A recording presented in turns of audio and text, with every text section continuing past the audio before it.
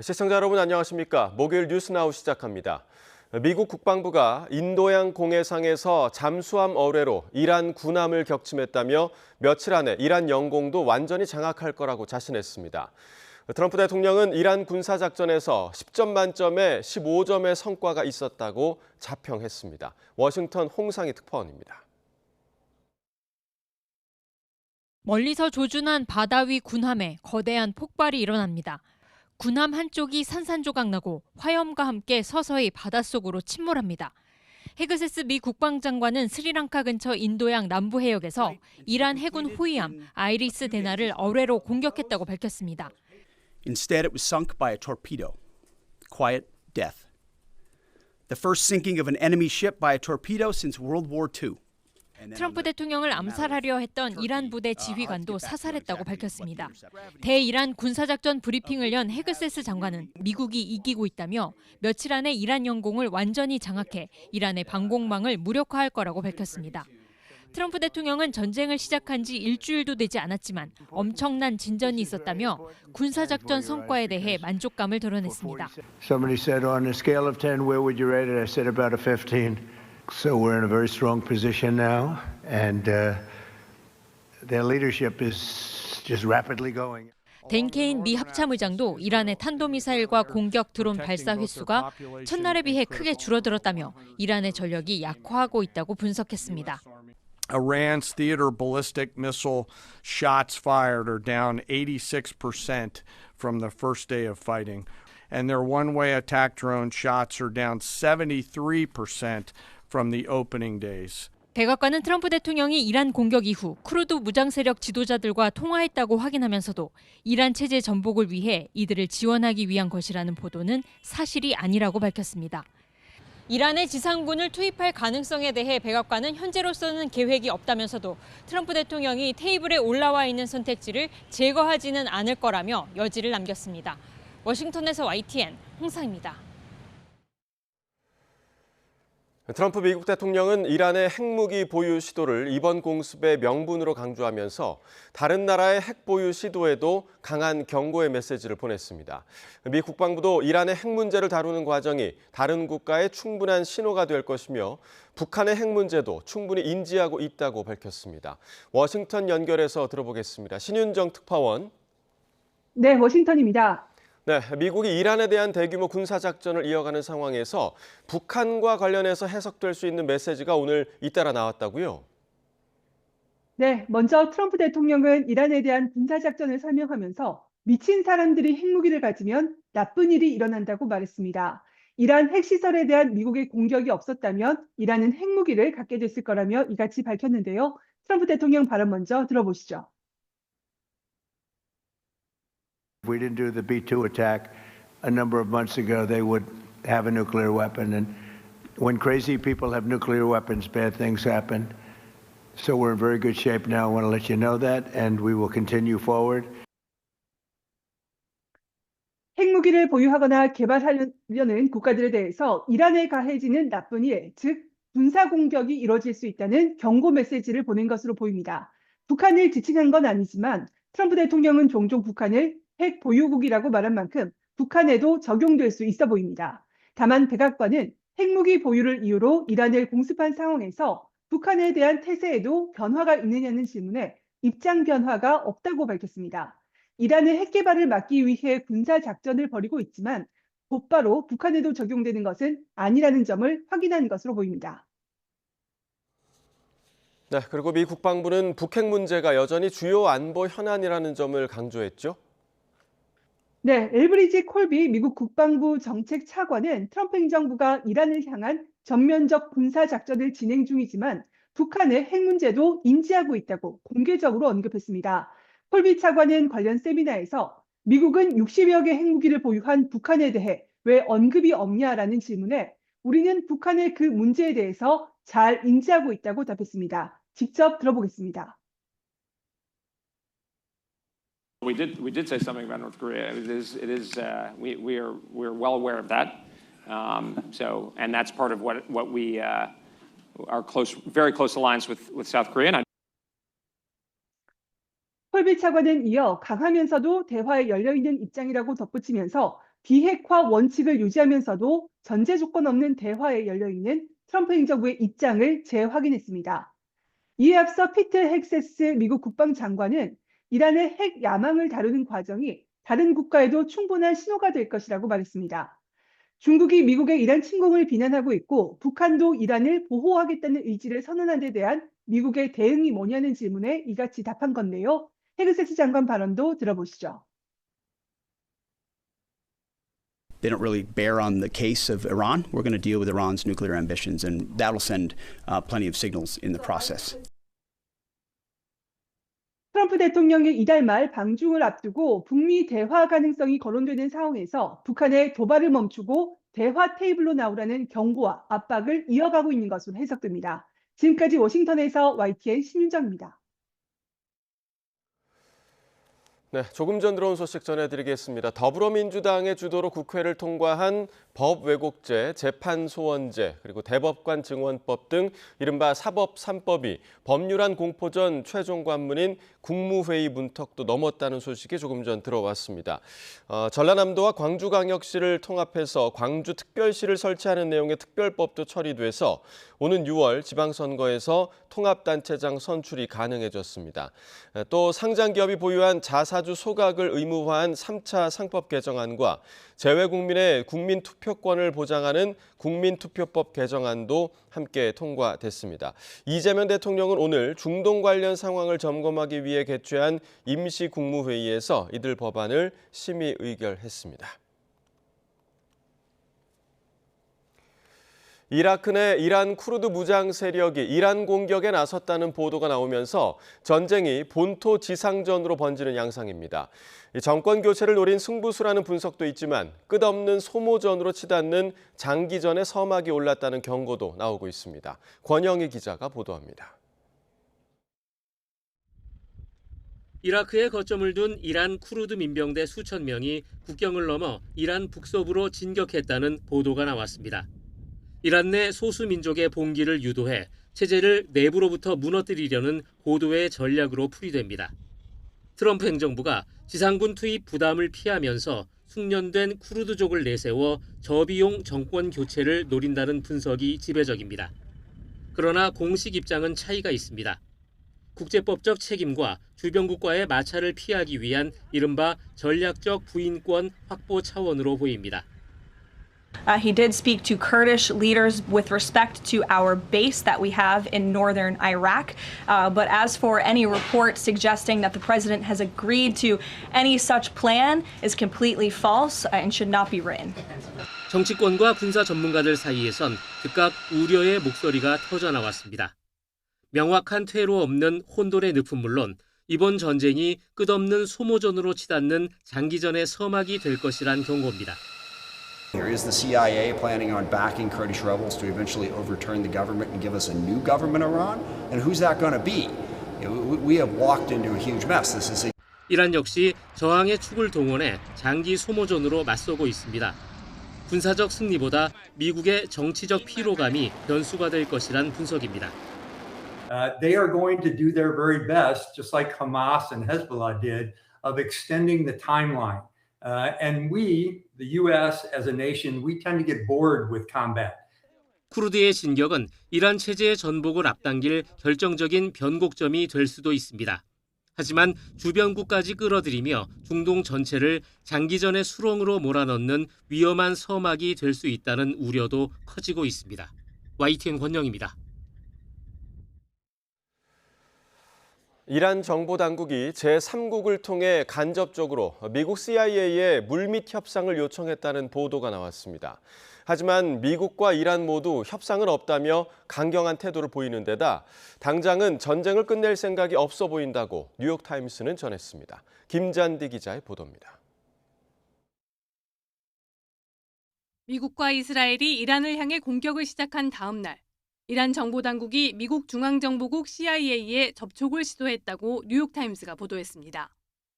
이란 정보당국이 제3국을 통해 종전 조건을 논의하자고 CIA에 제안했다는 겁니다. 뉴욕타임스는 익명의 중동 그리고 서방 관료들을 인용해 이같이 보도했습니다. 다만 미국 측은 트럼프 행정부와 이란 모두 당장 전쟁을 끝내고 외교적 퇴로를 찾을 준비가 돼 있는지에 대해 회의적이라고 설명했습니다. 또 이란의 제안이 진정성이 있는지, 특히 이란의 지도부가 붕괴된 상황에서 이들이 실제로 협상 권한이 있는지 의심하고 있다고 전했습니다. 이스라엘은 이란의 제안을 무시하고 이번 기회에 이란의 군사력을 완전히 무력화하겠다며 공격을 계속하자는 입장입니다. 이란은 그동안 미국과의 비공식 협상서를 강하게 부인해왔습니다. 앞서 월스트리트저널은 하메네이 사망 후 알리 라리자니 최고 국가안보회의 사무총장이 미국과 협상을 시도하고 있다고 보도했습니다. 하지만 라리자니 사무총장은 SNS에 글을 올려 미국과 협상하지 않을 것이라고 밝혔습니다. 하메네이의 최측근으로 알려진 모하마드 모흐베르도 이란은 미국과 어떤 형태의 접촉도 하지 않는다며 미국 정부와 협상은 없을 것이라고 못 박았습니다. 트럼프 대통령 또한 이란과의 협상 가능성에 부정적인 태도를 보였습니다. 트럼프 대통령은 SNS에 그들은 대화를 원한다. 나는 너무 늦었다고 말했다고 적었습니다. 미국이 쿠르드 쪽을 앞세워 지상전까지 검토하는 가운데 군사적 압박이 최고조에 달한 이란의 물밑 접촉 시도가 어떤 영향을 미칠지 관심입니다. YTN 김잔디입니다. 이처럼 미국과 이란 사이 전쟁이 이어지는 가운데 코스피와 코스닥 모두 개장 직후 급등하면서 사이드카가 발동해 5분 동안 거래가 중단됐습니다. 원달러 환율은 1,460원을 오르내리고 있습니다. 현장에 나가 있는 취재기자 연결합니다. 윤태인 기자, 코스피 상승세는 계속되고 있다고요? 네, 코스피는 개장부터 3%가량 오른 5,250으로 거래를 시작했습니다. 현재는 상승폭이 더욱 커지면서 5,600선을 오르내리고 있습니다. 앞서 코스피는 역대 7번째 서킷 브레이커가 발동하는 등 어제 하루에만 12% 넘게 급락해 사상 최대 낙폭을 기록했는데요. 오늘은 개장 10분도 되지 않아 10% 넘게 급등하면서 프로그램 매수 주문을 멈추는 사이드카가 발동됐습니다. 코스피에서 매수 사이드카는 선물 가격이 전일 종가보다 5% 이상 급등한 상태가 1분 이상 지속될 때 거래를 5분 동안 정지하는 제도입니다. 어제 순매수로 돌아섰던 외국인은 현재도 순매수를 이어가고 있는데요. 개인도 순매수를 보이는 반면에 기관은 순매도를 하고 있습니다. 삼성전자와 SK하이닉스, 현대차 등 시가총액 상위 종목은 물론 대부분 종목이 상승세입니다. 삼성전자는 12%, SK하이닉스는 12%, 현대차도 10% 각각 상승을 보였습니다. 코스닥도 4.6% 오른 1023으로 개장했는데 10%대까지 상승폭이 커지면서 코스피와 마찬가지로 매수 사이드카가 발동됐습니다. 네, 이렇게 주가는 상승하고 있는데 환율은 어떻습니까? 네, 어제 1,476원으로 마감했던 원달러 환율은 오늘 10원 가까이 내린 1,464원으로 출발했는데요. 현재도 1,460원 근처를 머무르고 있습니다. 지난밤 사이 뉴욕 증시 3대 지수가 중동 긴장 속에서도 미국과 이란의 물밑 접촉설, 경제지표 호조 등에 힘입어 상승 마감했습니다. 분쟁 종식 협의를 타진했다는 소식에 국제유가 상승세로 둔화됐습니다. 다만 나흘째 이어지는 이란 사태에 호르무즈 해협 주변 긴장이 높은 상황인 만큼 유가 랠리는 이어질 것이라는 우려도 지속되고 있습니다. 지금까지 외환거래 현장에서 YTN 윤태인입니다. 이재명 대통령이 중동 상황을 점검하기 위한 임시 국무회의를 열고 100조 원 규모 시장 안정 프로그램을 신속히 집행하라고 지시했습니다. 휘발유값 등 시장 혼란을 틈탄 민생 물가 담합에는 단호한 대응 의지를 밝혔습니다. 청와대 연결해서 자세히 알아봅니다. 홍민기 기자, 이 대통령의 발언을 자세히 전해주시죠. 네, 이재명 대통령은 오늘 청와대에서 긴박하게 돌아가는 중동 상황을 점검하기 위한 임시 국무회의를 열었습니다. 이 대통령은 먼저 주식과 환율 등 금융시장의 변동성에 적극적으로 대응해야 한다고 강조했습니다. 특히 자금 시장 불안을 사전에 차단하기 위해 마련된 100조 원 규모 시장 안정 프로그램을 신속하게 집행해달라고 당부했습니다. 시장 혼란을 틈타 기승을 부리는 가짜뉴스나 시세 교란 같은 범죄 행위에도 엄단 의지를 밝혔습니다. 이 대통령은 또 원유와 가스 등 에너지 수급 안정책과 함께 수입처 다각화에도 속도를 내달라고 당부했습니다. 에너지 가격 불안정에 대한 대책을 당부하면서는 유류값 바가지 문제를 언급하기도 했는데요. 아직 원유 수입에 심각한 차질이 있는 것도 아닌데 휘발유 가격을 리터당 200원 올린 주유소도 있다며 유류 최고 가격을 지정하는 등 바가지 요금을 제재해야 한다고 강조했습니다. 이 대통령은 이와 함께 무엇보다 시급한 건 국민의 안전이라며 주재원과 출장자, 여행객 등 현지에 머무는 우리 국민을 빠짐없이 파악하라고 주문했습니다.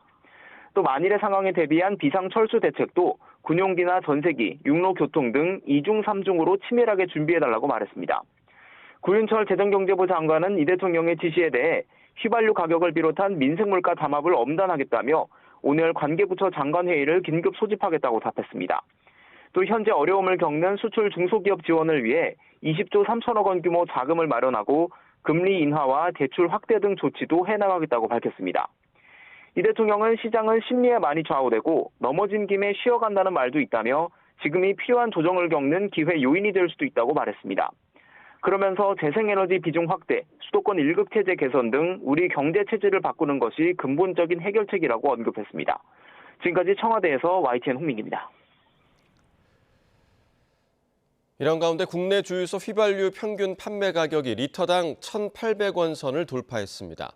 한국석유공사 유가정보시스템 오피넷에 따르면 오늘 오전 기준 전국 주유소 평균 휘발유 가격은 리터당 1,807.12원을 기록했습니다. 전국 휘발유 값이 리터당 1,800원을 넘어선 것은 2022년 8월 이후 약 3년 7개월 만으로 당시는 러시아 우크라이나 전쟁의 여파로 리터당 2,100원대까지 치솟은 뒤 주요 산유국이 석유 생산을 늘리면서 내림세로 돌아섰습니다.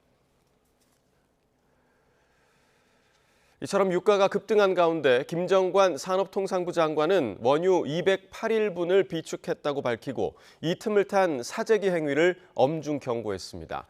또 대미투자 프로젝트 선정과 관련해선 논의가 진행 중이라며 말을 아꼈는데요. 김 장관의 말을 직접 들어보겠습니다. 원유 같은 경우는 한 208일분 정도 지금 저희들이 하고 있는데 그런 비추기를 통해서 저희들이 수개월 동안은 저희들한테 큰 문제는 없겠다는 생각은 하고 있고요. 이 틈을 틈타 매점 매석을 한다든지 가격을 인상한다든지 한 그런 행태들이 나오고 있는데 파렴치하다고 생각을 하는데 그런 행위가 일어나는 것에 대해서는 정말 저희들 정부나 우리 국민들이 공동체로서 용납할 수 없는 행위라고 생각을 합니다. 투자 관련 내용은 지금 한참 논의 중에 있는 상황이라 저희들이 조금 더 좀 지켜봐 주시면 좋겠습니다. 여러 언론에서 나오고 있는 것은 아는데 이 내용들이 한참 협상을 진행 중에 있는 상황들이 있어서 구체적으로 말씀드리기가 좀 어렵다는 점 좀 양해를 해주셨으면 감사하겠습니다. 미국, 이스라엘과 이란 간 충돌로 호르무즈 해협의 긴장도 최고조에 달하고 있습니다. 이곳에 발이 묶인 우리 선원도 180명이 넘는 거로 파악됐습니다. 김다연 기자입니다. 대형 선박 여러 대가 망망대해를 표류하고 있습니다. 호르무즈 해협 상공에서 바라본 모습입니다. 이곳에 머무는 우리 선박은 26척. 사실상 통제 상태인 오만만 해도 14척이 있습니다. 이곳 일대에 발이 묶인 우리 선원은 186명으로 파악됐습니다. 정부는 실시간 소통 체계를 유지하며 안전을 수시로 확인하고 있습니다. 계속되는 선박 공격도 인접국에 긴장감을 더하고 있습니다.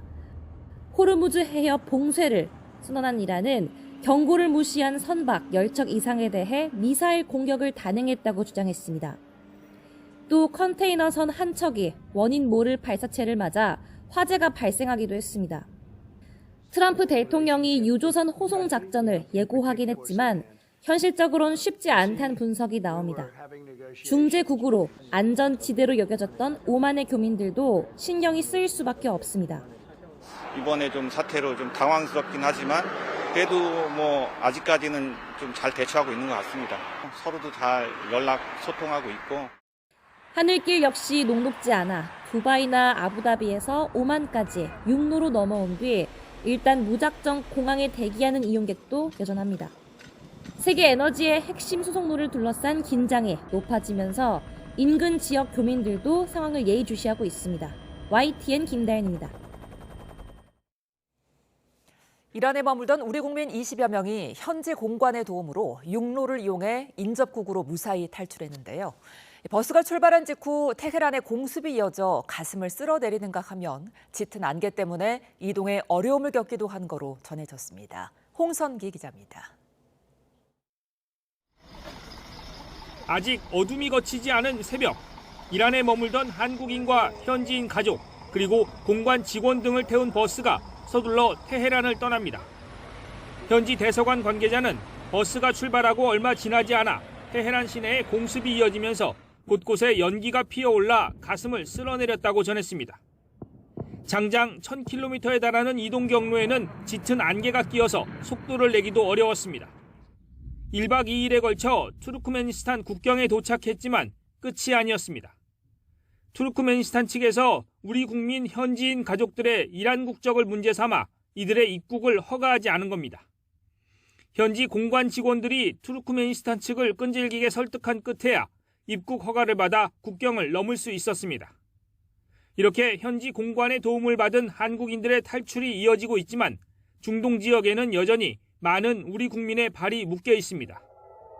비단 이란이나 이스라엘이 아닌 다른 중동 지역에서도 전쟁의 공포는 고스란히 전해지는 상황. 150m 전방에 이게 포격이 떨어진 거예요. 그래서 등줄기가 오싹해갖고 와이프하고 막 도망오다시피 해서 호텔로 들어왔는데요. 그 이후로도 한 30분 동안 하늘에서 막 경음이 막 들리고. 정부는 현지 교민뿐 아니라 단기 체류자들의 이동도 돕고 있지만 10,000명이 훨씬 넘는 인원을 단기간에 모두 대피시키는 데는 한계가 있습니다. 현재 공격 대상이 되고 있는 중동 지역 10여 개국에는 우리 국민 약 17,000여 명이 체류 중인 것으로 파악을 하고 있습니다. 국방부는 요청 시 군 수송기 투입도 준비하고 있다고 밝혔지만 인원이 워낙 많고 여러 나라에 흩어져 있다 보니 수송기 투입도 쉽지는 않을 것으로 보입니다. YTN 홍성기입니다.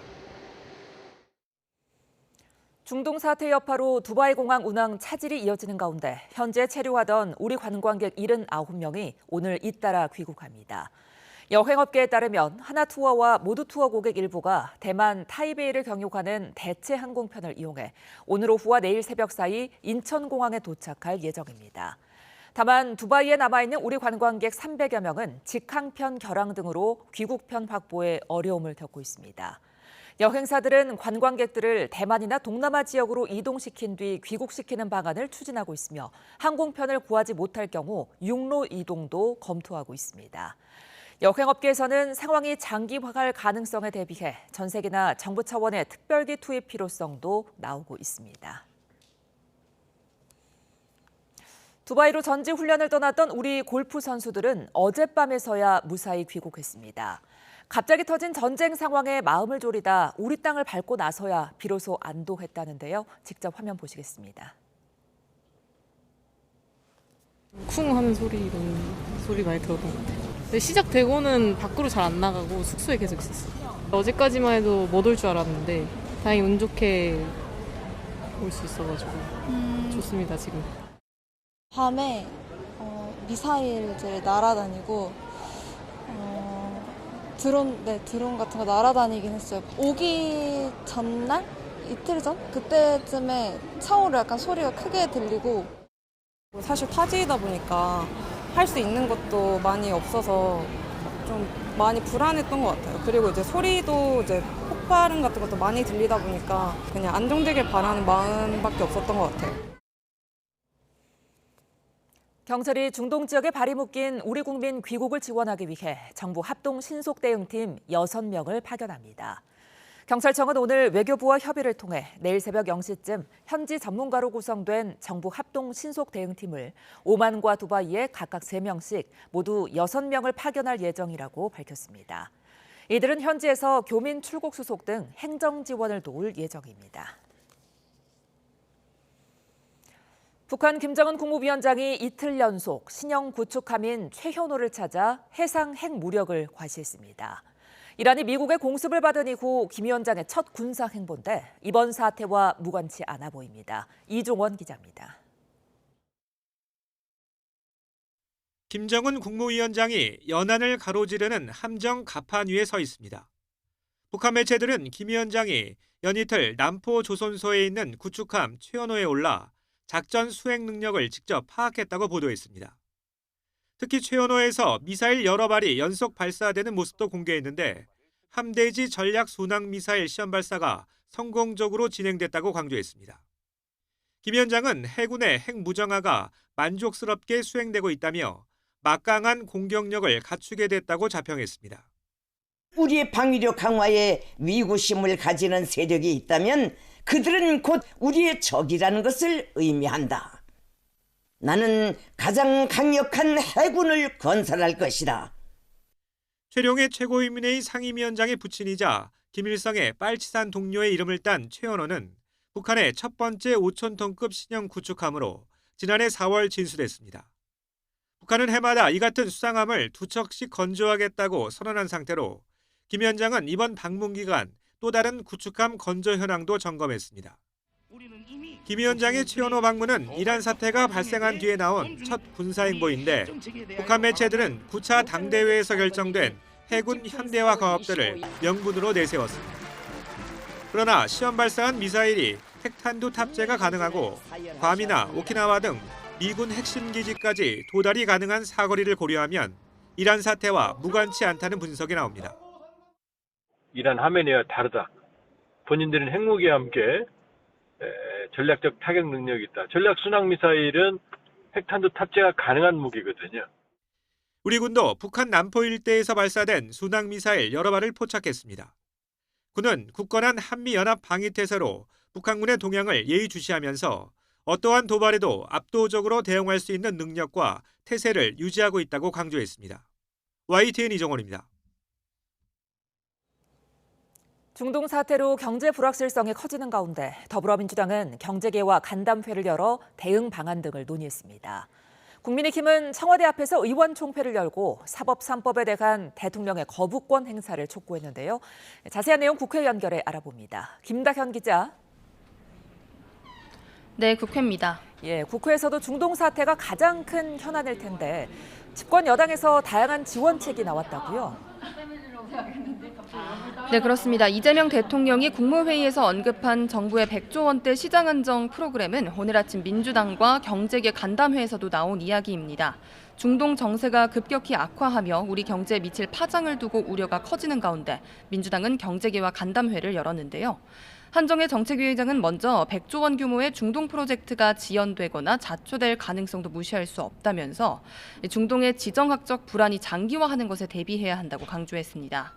만약 확전이 된다면 지난해 200조 원 수출액을 기록했던 사우디와 아랍에미리트 등 중동 주요 7개국 수출액이 대폭 감소할 우려가 있다고 언급했습니다. 그러면서 100조 원대 시장 안정 프로그램과 중소 중견 기업에 대한 금융 지원 등을 대책으로 제시했습니다. 배석한 경제단체들은 오랜만에 훈풍이 불고 있는 우리 경제에 찬물을 끼얹는 게 아닌가 걱정된다고 우려를 나타냈고요. 특히 중동 사태가 장기화할 경우 에너지와 해운 등 사업은 물론이고 중동 수출과 프로젝트에도 상당한 부담이 될 수 있다고 현장 목소리를 전했습니다. 주요 발언 이어서 들어보겠습니다. 현장에 필요한 추가적인 지원책이 분명히 있을 것이고 또 필요로 할 거라고 봅니다. 업계의 의견을 충분하게 청취하고 이를 정부 지원책에 반영할 수 있도록 최선을 다하겠습니다. 관세, 비관세 장벽을 포함한 통상 공급망 구조의 변화에 대한 범정부적인 지원과 대응이 필요한 시점입니다. 네, 국민의힘은 비슷한 시각 청와대 앞에서 의원 총회를 열었다고요? 네, 사법 3법에 대한 이재명 대통령의 거부권 행사를 촉구하는 차원입니다. 국민의힘 장동혁 대표는 이 악법들이 통과되면 대한민국 사법 질서와 자유민주주의는 완전히 파괴될 거라고 지적했고요. 또 이 대통령이 거부권을 행사하지 않으면 국민이 이 대통령에 대한 거부권을 행사할 거라고 압박했습니다. 발언 직접 들어보겠습니다. 이 새 악법을 통과시키는 의사봉을 두드린다면 이는 대한민국을 무너뜨리는 망치질이 될 것입니다. 개혁신당 천하람 원내대표도 최고위에서 사법 3법 강행 처리는 대통령 판결에 대한 복수라고 지적하면서 사적 복수를 위해 우리 사법 시스템을 언제까지 파괴해야 하느냐고 비판했습니다. 그러나 민주당은 아랑곳하지 않고 사법 3법에 이어 대통령 공소 취소와 검찰 개혁에 동시에 속도를 내는 모습인데요.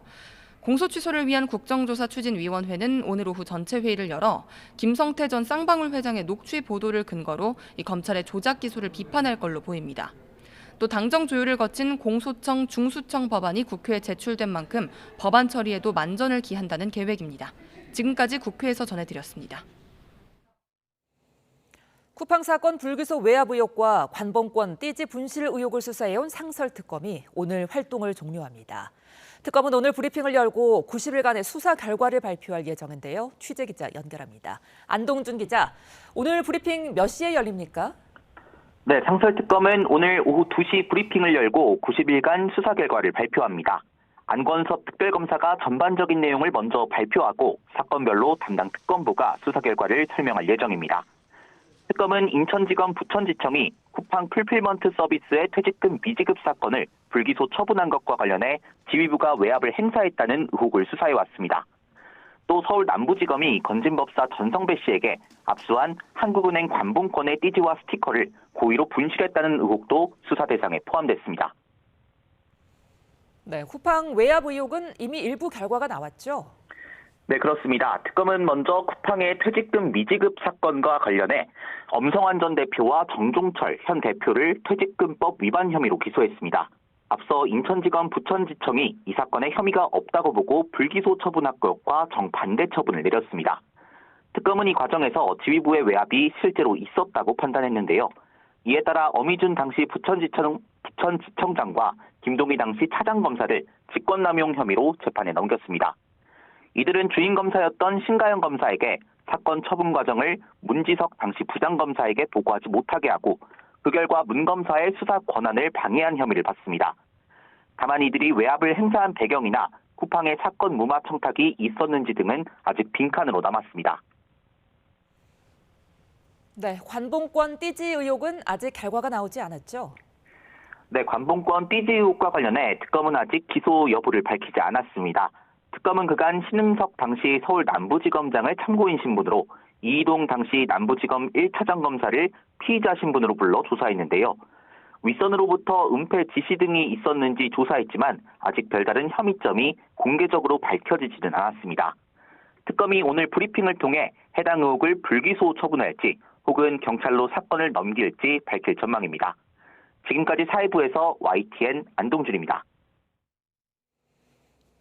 남성 2명에게 약물을 탄 음료를 건네 숨지게 간 혐의 등을 받는 모텔 연쇄살인 사건의 피의자는 피해자들을 경제적 이익을 위한 수단으로 삼았던 거로 조사됐습니다. 사이코패스로도 판명됐는데 신상이 공개될지 관심입니다. 취재기자 연결해 알아봅니다. 표정우 기자, 범행 동기 일부가 조사된 거죠? 네, 경찰은 김 씨가 경제적 형편이 어려운 상황에서 피해자들을 자신의 물질적 욕구를 충족시키기 위한 수단으로 삼았다고 밝혔습니다. 경찰은 송치 결정서에서 김 씨가 피해자들에게 고가의 데이트 비용을 전적으로 부당하게 하고 호텔 투숙을 제한하는 방식으로 경제적 이익을 제공받았다고 판단했습니다.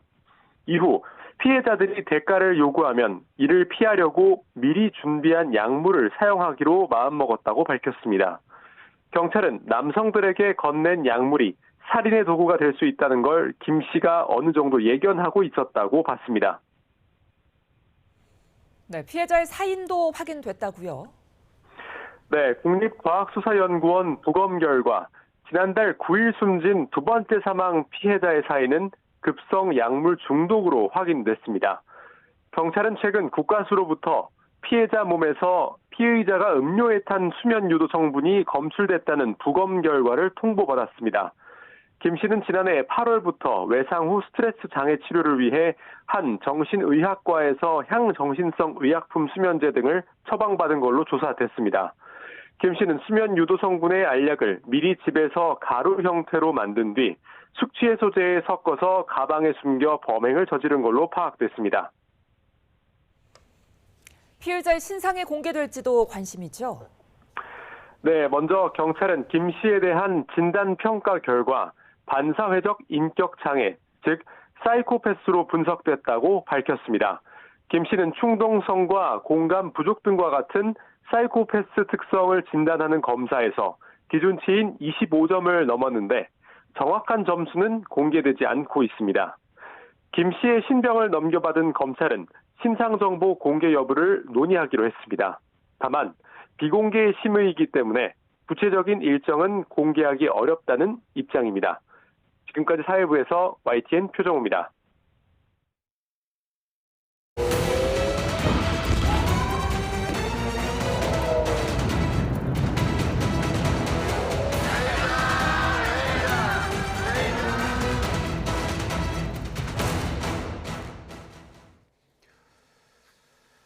이라크 쿠르드족 전투원 수천 명이 이란으로 지상 공격을 시작했다는 보도가 이어지고 있습니다. 중동 갈등이 점점 고조되는 가운데 사망한 하메네이의 후계자를 둘러싼 의문도 커지는 상황인데요. 관련한 이야기 김열수 한국군사문제연구원 안보실장, 김덕일 고려대학교 아세아문제연구원과 나눠보겠습니다. 어서 오십시오. 네, 안녕하세요. 네. 자, 일단은 지금 여러 보도가 나오고 있지만 그 가운데서 쿠르드족이 미국의 지원을 받아서 지금 이란을 향한 지상전을 개시했다. 이런 얘기가 나오고 있는데 미군이 직접 나서지 않고 쿠르드족이 대신 지상전에 투입된 이유가 좀 어디에 있습니까? 우선 이제 이거는 시청자분들의 이해를 돕기 위해서 쿠르드족에 대해서 조금 먼저 말씀을 드리도록 하겠습니다. 쿠르드족은요, 이란의 서부 쪽, 그리고 이제 이라크의 북부, 그리고 터키의, 그러니까 튀르키예의 남부 쪽에 이렇게 모여 살고 있거든요. 그 인원이 한 3,500만 명 정도 됩니다. 그런데 이들이 같이 모여 살고 있으면서도 국가를 이루지 못한 전 세계 유일한 그런 민족이라고 볼 수 있는데요.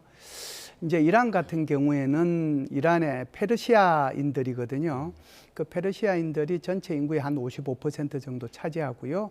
지금 말씀드렸던 쿠르드족들이 전체 인구의 10 내지 15% 정도 됩니다. 그러면은 그냥 숫자로 얘기하면은 1,000만 명에서 1,200만 명 정도 되는 엄청난 쿠르드족들이 이란에 살고 있는 거죠. 그런데 이제 이 쿠르드족들은 이란으로부터 자치권을 부여받지 못하고 살고 있습니다.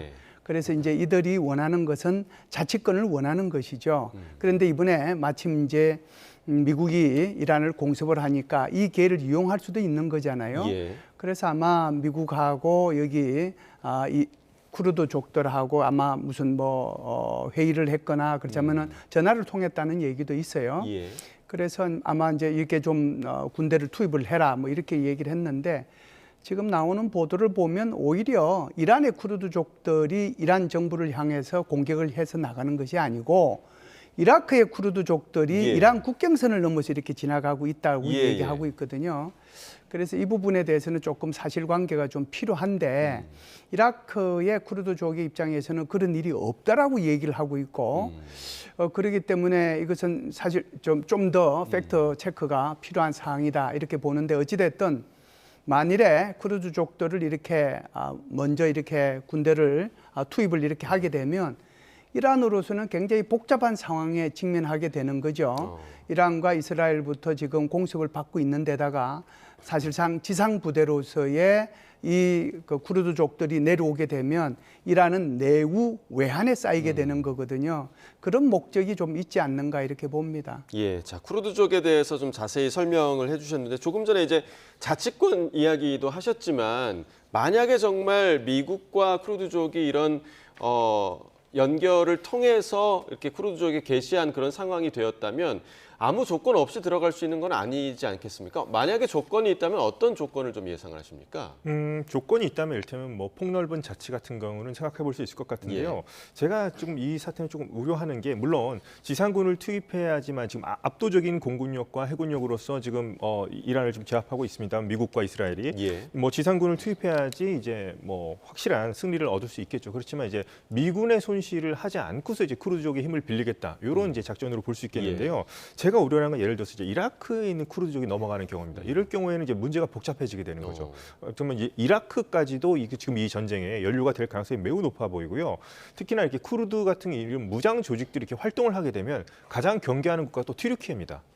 그 튀르키예 안에도 이제 쿠르드족이 살고 있기 때문에 그래서 이렇게 제가 우려하는 것은 과연 이제 정권의 어떤 체제 붕괴를 시킬 수 있을지도 지금 의문시 되는 문제도 있지만 자칫 잘못하면 이제 튀르키예라든가 이라크까지도 지금 이 문제에 끼어들게 만들 수 있는 그런 변수가 있기 때문에 우선 사태는 계속 미국이 의도하는 대로 이어질지는 좀 지켜봐야 할 것 같습니다. 그러니까 이제 너무 많은 나라들이 이 전쟁에 참전을 하게 되는 그런 결과를 낳을 수도 있다라고 분석을 해주셨고 또 계속해서 이제 여러 보도가 나오는 것 중에 하나가 지금 그 이란 정보 당국이 3국을 통해서 미 CIA의 물밑 접촉을 하면서 좀 종전 협상을 했다. 이런 보도도 나왔습니다. 이 보도의 신빙성에 대해서는 좀 어떻게 가능성을 점치세요? 아마 CIA에서는 여기에 대해서 이제 언급을 안 한 것 같고요. 예. 뭐 기자들이 물어보니까 또 이란에서는 이걸 강하게 부인했거든요. 그런데 저는 이제 트럼프 대통령의 발언에 그 답이 있다라고 생각을 합니다. 트럼프 대통령이 뭐라고 그랬냐면은 너무 늦었다. 협상을 하기에는. 그리고 협상할 상대가 없다. 예. 그 말의 의미는 이미 보고를 받고 협상할 상대도 없고 너무 늦었다라고 얘기했거든요. 그러니까 협상 시도가 있긴 있었다라고 그렇다라고 보는 거죠? 하면 협상 예. 시도가 있었다 이렇게 이제 보는 것이 좀 신빙성이 있지 않는가 이렇게 봅니다. 예. 자, 결국에 만약에 이제 이 전쟁이 지상전으로 이어지게 된다면 이 전쟁의 승패가 어떻게 끝날지 이 부분도 좀 의문인데 어느 쪽의 무기가 먼저 바닥나느냐 이 부분도 좀 중요할 것 같아요. 근데 지금 이란이나 미국 쪽이나 서로 영원히 전쟁할 수 있다 이렇게 지금 엄포를 계속 놓고 있기 때문에 실제로는 좀 어떤 상황이라고 좀 예상하십니까? 일단 무기 재고가 어느 쪽이 더 빨리 소진되느냐. 이를테면 지금 당장 미국이랑 이스라엘 아니면 걸프 중동 국가들 입장에서는 이란의 드론 공격에 맞서서 얼마나 많은 요격 미사일을 가지고 있느냐가 관건이 되겠고 뭐 이란 쪽에서는 자신들이 자랑하는 탄도 미사일 또 뭐 샤헤드 드론 이것이 이제 몇 개가 남아 있느냐. 이게 결국은 재고 싸움이 될 것 같은데요.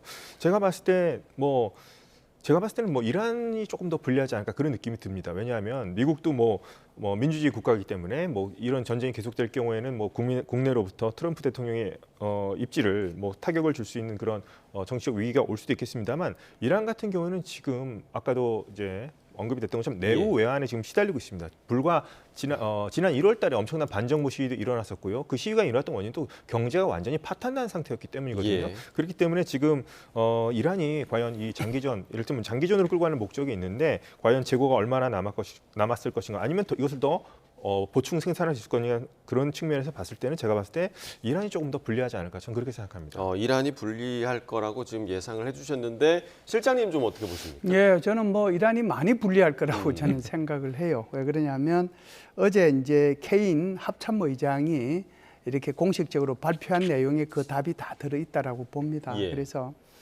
케인 합참의장이 뭐라고 그러냐면은 공습 5일째인데 이 이란의 미사일은 첫날에 비해서 86%가 감소되었다. 예. 그리고 드론 같은 경우에는 73%가 감소되었다. 그리고 이 미사일만 따지면은 24시간, 최근 24시간만 따지 보니까 어제에 비해서 23%가 감소됐더라. 그 말의 의미는 뭡니까? 결국은 이제 이란의 무기가 바닥나고 있다는 것을 보여주고 있는 거거든요. 미국이 이제 이렇게 무기가 바닥나고 있다고 이렇게 얘기하시는 분들도 있는데 저는 거기에 대해서는 동의하지 않습니다. 예. 사실상 2003년도 이라크 전쟁을 할 때에 비해서 이번에 이제 전개된 미군의 숫자라든지 전개된 항공모함의 숫자가 작은 건 사실이에요. 이라크 전쟁할 때는 항공모함이 5척이 갔거든요. 그런데 이번에는 항공모함이 2척이 갔지 않습니까? 물론 지상군도 안 가고. 그렇기 때문에 여기저기에서 뭐 탄약이나 무기 체계에 좀 문제가 있지 않느냐 이런 식으로 얘기를 하는데 한번 생각해 보세요. 전 세계에 미군이 얼마나 많이 기지를 가지고 있습니까? 거기에 다 미군 무기 체계 있고 탄약이 있거든요. 그리고 미국이 강조하는 것이 상호 운용성입니다. 내가 써도 되고 내 동맹국이 똑같은 무기에 탄약을 써도 된다는 것이 이게 상호 운용성이에요. 한국도 지금 미군 무기 체계를 얼마나 많이 갖고 있으며 또 얼마나 많은 탄약을 갖고 있습니까? 그러면은 필요하면은 그걸 이제 갖다 쓴다는 얘기거든요. 그렇기 때문에 제가 볼 때는 미국이 월등하게 우세하고 그리고 이 전쟁은 그렇게 트럼프 대통령이 얘기한 것처럼 한 달까지도 가지 않을 것이다 이렇게 저는 봅니다. 지금 이란에서 이제 비대칭 전력 전략을 짜고 있다. 그러니까 지금 사용하고 있다라는 분석도 나오고 있잖아요. 왜냐하면 지금 샤헤드 드론 같은 경우는 한 $2만 정도로 추산되고 있고 지금 이 샤헤드 드론을 요격하고 있는 패트리엇 방공 미사일 같은 경우는 지금 $400만. 그러니까 그냥 단순 계산만으로도 지금 200배 차이. 그러니까 생산 비용 자체가 200배 차이가 나는 건데 이렇게 이란이 좀 피로감을 느끼게 하는 작전을 쓰고 있다. 이 부분에 대해서는 이란 쪽에 좀 승산이 있다고 볼 수 있는 부분도 아니겠습니까? 어떻게 좀 보세요? 지금 말씀하신 대로 일단은 가격 성능 대비했을 때는 엄청나게 지금 효과적인 공격을 하는 것으로 볼 수 있는데 계속 말씀드렸다시피 과연 이 샤헤드 드론이 어느 정도까지 나올 수 있는가? 예를 들면 이게 화수분이 아니지 않습니까? 예. 계속해서 뭐 영원히 나온다면야 뭐 엄청난 피로를 줄 수 있겠지만 제가 봤을 때는 샤헤드 드론 개수와 탄도미사일이 과연 어느 정도 있느냐? 미국의 그래도 어느 정도 이제 뭐 그래도 뭐 경제적인 손실이 크다고 하지만은 예. 미국이 인내할 수 있는 것과 이란이 인내할 수 있는 걸 봤을 때는 그래도 전 이란의 인내가 훨씬 더 쉽게 깨질 것 같은 느낌이 들고요. 예. 피로감을 확실히 느낄 수 있는 건 제가 이제 이스라엘에 있는 현지인과 얘기를 해봤는데 예. 요번에 이제 뭐 가랑비 작전이다 뭐 이런 샤헤드 드론을 쏜다고 하는데 아직까지 본격적인 뭐 탄도미사일 공격은 없었지만 계속해서 사이렌을 울리는 작전을 편다고 합니다. 방공호에서 나오기 힘들게끔. 그래서 예. 엄청나게 피로감을 주는 건 사실이고요. 뭐 중동의 걸프 국가들을 지금 상대로 지금 엄청나게 많은 드론 공격을 하고 있습니다. 그래서 제가 봤을 때는 상대국 국가들로부터 뭐 위협도 주고 피로감도 느끼게 할 수 있지만 오히려 이란도 이것이 얼마나 빨리 피로감을 느끼게 될지, 그렇죠. 얼마나 빨리 소진될지 그것을 한번 지켜보는 것이 지금 현재 전황의 어떤 관건이라고 생각합니다. 알겠습니다. 그리고 조금 전에 이제 실장님께서 전 세계에 있는 미군의 전력 관련 이야기를 좀 네네. 해주셨는데 네. 지금 우리 그 주한미군 전력, 그러니까 네. 예를 들면 에이테크스 전술지대지 미사일과 같은 그런 전력들이 차출될 수 있는 가능성에 대해서는 좀 어떻게 보십니까? 이게 이제 전략적 유연성이라는 거하고 딱 맞아 떨어지는 부분이 이 부분입니다. 그래서 작년 6월 달에 이제 이스라엘하고 미국하고 이란의 핵시설에 대해서 공격을 했지 않습니까? 예. 그것을 우리는 12일 작전이라고 그러는데 그때 당시에 주한미군의 패트리어트 1개 포대가 거기를 갔다가 작년 연말에 한국으로 다시 들어왔거든요. 예. 이제 그런 사례들을 고려해 본다라고 하면 정말 필요하다라고 하면 지금 말씀하신 것처럼 에이테킴스 부대가 그쪽으로 갈 수도 있고 또 패트리어트 부대가 그쪽으로 갈 수도 있거든요. 이것은 아마 필요하다라고 하면 주한미군 측에서 우리 국방부에 요청할 것이고요. 비단 이게 이제 우리 주한미군만 이게 해당이 되느냐? 예. 그건 아니에요. 주일미군도 해당이 될 거고 만일 미국이 더 필요하다라고 하면은 나토 국가에 지금 가 있는 것들 빼내면 되거든요. 예. 수없이 많이 있습니다. 예. 주한미군이 그렇게 차출되는 것을 우리도 전쟁에 참여한다 이런 모습으로 해석을 해야 되는 겁니까? 아니요, 그건 아니죠. 그거하고는 전혀 관계 예. 없어요. 그건 우리가 가면 그렇죠. 예를 들어서 예. 대한민국의 무기 체계가 그쪽으로 가면 우리가 참여하는 거지만 주일미군이 전략적 유연성 차원에서 가는 것은 전혀 대한민국하고는 관계가 없습니다. 예. 자, 이런 상황에서 이번 전쟁이 이제 미국 내 여론이 어떨 것인가, 그러니까 호의적이지 않다라는 것이 가장 큰 문제가 아닐까라는 생각이 좀 드는데요. 미군 사망자까지 발생하면서 장기화 조짐을 보이고 있는데 미국 내 반응은 어떤지 함께 살펴보도록 하겠습니다. 화면으로 함께 보시겠습니다. 자, 지금 보고 계신 건 최근에 개설된 한 웹사이트인데요. 제목을 보니까 트럼프의 막내 아들이죠. 배런 트럼프를 징집하라 이렇게 되어 있습니다. 미국의 코미디언이자 작가인 토비 모턴이 만든 건데 아래쪽을 보시면 트럼프 대통령 특유의 화법을 흉내낸 과장된 문구로 이번 전쟁을 비꼬고 있습니다. 그리고 이건 또 무슨 조합일까요? 배런 트럼프와 북한 김정은 국무위원장의 딸 주애가 손하트를 만들고 서 있죠. 아래 문구에는 세계 평화를 위해서 두 사람이 결혼을 해야 한다라는 황당한 제안이 적혀 있습니다. 이번 이란 사태 이후 북한의 반응에도 관심이 쏠리면서 이러한 풍자성 밈이 소셜미디어에서 확산하고 있는 겁니다. 이러한 이른바 정략결혼 밈은 이번이 처음은 아닙니다. 트럼프 대통령이 덴마크령인 그린란드 병합 의지를 드러낸 지난 1월 배런과 덴마크 이사벨라 공주의 정략결혼이 해법으로 제시돼 온라인상에서 화제가 되기도 했었죠. 트럼프 대통령의 핵심 지지층인 마가도 이번 전쟁을 두고 균열 조짐을 보이고 있는데요. 보수 논객 터커 칼슨은 한 방송에서 이번 전쟁을 역겹고 사악한 전쟁이라며 직격탄을 날렸고 또 폭스뉴스 앵커 출신인 매긴 켈리는 이번 작전 중에 숨진 미군들이 미국을 위해 희생된 게 아니라며 비판적인 시각을 드러내기도 했습니다. 자, 실제로 지금 미국 여론에서 SNS 상에서 이런 배런 트럼프를 전장에 내보내라 이런 여론이 좀 많이 형성이 되고 있다고 하더라고요. 트럼프가 지금 이런 것들을 좀 어떻게 바라보고 있을까요? 제가 봤을 때 이건 일종의 이제 풍자죠. 사회 예. 풍자고 이제 트럼프 대통령을 이제 비판하는 있는 분들이 이런 걸 하는 것 같은데 제가 봤을 때 트럼프 대통령은 이것에 대해서 이제 크게 신경 쓰지 않을 것 같습니다. 오히려 본인의 어떤 소셜 네트워크를 통해서 또 이런 사람들을 비판하는 것들이 대체로 그 트럼프 대통령의 그동안의 이제 행보였기 때문에요. 제가 봤을 때 이건 이제 풍자로 받아들이고 그렇게 심각하게 생각하지는 않을 것 같습니다. 하지만 예. 우려할 만한 점은 일단 전쟁에 반대하는 분위기가 많다는 점은 사실로 지금 느껴지고 있기 때문에요. 그렇게 해서라도 트럼프 대통령은 아마도 이 전쟁을 더 빨리 끝내야 될 것이고 그것을 이제 승리로 마무리 지어야겠다는 그런 생각을 훨씬 더 강하게 갖게 될 것 같습니다. 예, 지금 앞서 이제 두 분도 보시면서 같이 웃으셨는데 네네. 베런과 주애를 결혼시켜야 이제 세계 평화가 찾아온다라는 요 밈은 좀 어떻게 보셨어요, 실장님? 예, 뭐 정말 그 황당한 밈이다 이런 예. 생각은 하고요. 예, 상당히 심각한 상황이잖아요. 심각한 상황인데 그래도 저런 밈을 이렇게 올려서 사람들로 하여금 마음의 평화를 좀 이렇게 얻게 하는데 목적이 있었지 않는가 이렇게 예. 생각을 하고 뭐 그걸 통해 가지고 조회수는 올릴지 모르겠습니다. 예. 그런데 지금 현재 미국의 여론이라고 하는 것이 워낙 그 찬반이 갈려져 있잖아요. 이제 참고적으로 말씀을 드리면 걸프전 때 미군이 전사한 사람이 383명이고요.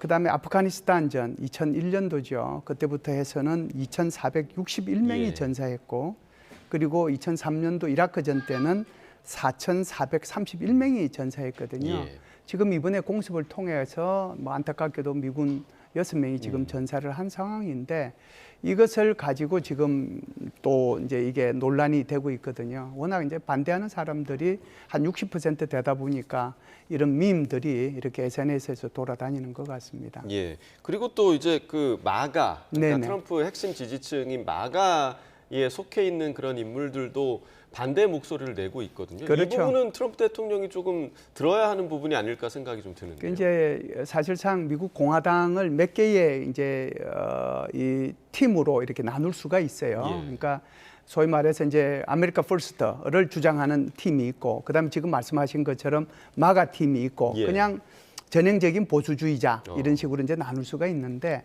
마가 팀의 특징만 말씀을 드리면요, 마가 팀은 절대로 미국의 군인들을 해외에 파병하면 안 된다라고 하는 것이 마가예요. 예. 그래서 지난번에 마두로를 축출할 때까지도 그때 사실상 트럼프 대통령이 명령 내려서 2시간 35분 만에 딱 데리고 왔음에도 불구하고 마가 쪽에서는 이걸 반대를 하고 그 뒤에 다시 비판이 있었거든요. 예. 그러다 보니까 이제 트럼프 대통령이 이렇게 얘기하는 거예요. 내가 마가다. 그런데도 내가 이것을 공습을 승인한 거다. 그렇게 이제 얘기를 했으니까 정면으로 이걸 돌파를 해 나가고 있다 이렇게 봐야죠. 예. 자, 이제 이란 내부 관련 이야기도 좀 해보도록 하겠습니다. 사망한 하메네이의 후계 구도가 이제 전쟁의 새로운 변수로 떠오르고 있기도 한데 지금 가장 유력한 인물이 이제 차남이죠. 모스타바 하메네이입니다. 이 인물 상당히 좀 강경한 인물이라고 하더라고요. 예, 강경한 인물이고요. 정부 내에서는 특별한 직책을 갖고 있지 않고요. 그냥 뭐 비선 실세라고 할까요? 그렇게 불리는 사람입니다. 하지만 하메네이가 생전에 워낙에 이제 고령이었기 때문에 사실상 차남이 대행하는 것 아니냐 이런 얘기까지도 나왔었습니다. 예. 근데 이 사람은 이 전부터 일단 강경파로 분류되었었고요. 일단은 뭐 지금 이슬람 법학자 타이틀을 가지고 있지만 급이 그렇게 높은 사람은 아닙니다. 중간급이기 때문에 그렇게 높은 사람은 아닙니다. 그렇기 때문에 뭐 일대 최고주의였던 호메인이라는 사람이 있었는데 그 정도까지 어떤 뭐 종교적 카리스마라든가 학문적 정통성이 있는 사람은 아닙니다. 예. 근데 강경한 인물인데 이 사람은 일단 혁명수비대와 아주 우호적인 관계를 가지고 있는 사람이고요. 또 지금 현재 자신의 지금 아버지가 어떻게 보면 하메네이가 폭사했기 때문에 예. 어떻게 보면 상당히 좀 복수심에 불타고 있을 것으로 보입니다. 그래서 이 사람이 아직 뭐 확정 발표된 것은 아니지만 만약에 모스타바 하메네이가 최고 지도자가 된다면 당분간은 그래도 지금 그 하메네이 죽음 이후 애도 기간이 40일간 애도 기간이 선포됐기 때문에 아직까지는 뭐 유화책을 보일 것 같아 보이지는 않습니다. 예. 지금 뭐 트럼프 대통령 같은 경우는 후계자, 그러니까 지도자가 되고 싶어하는 사람은 모두 죽음을 맞이할 것이다. 이렇게 지금 위협을 계속하고 있는데 지금 모스타바 역시 지금 죽을 수도 있다라는 경고 아니겠습니까? 네, 뭐 그런 경고라고 해야 예. 되겠죠. 그런데 이제 이거는 경고에서 끝날지 실제로 이제 행동으로 옮길지는 모르겠는데 미국이 이제 어떤 생각을 하느냐에 따라서 다를 겁니다. 지금 이 전쟁이 2, 3주 내에 끝날 것 같으면 그냥 때릴 수도 있는 거고요. 그렇지 않고 조금 길어지고 이렇다고 생각을 한다면 아마 판단을 다시 하겠죠. 그래서 모스타바가 비록 강경파이긴 하지만 협상을 통해 가지고 이 사람을 그냥 최고 지도자로 인정해 주는 게 좋겠다 이렇게 생각하면 안 할 수도 있죠.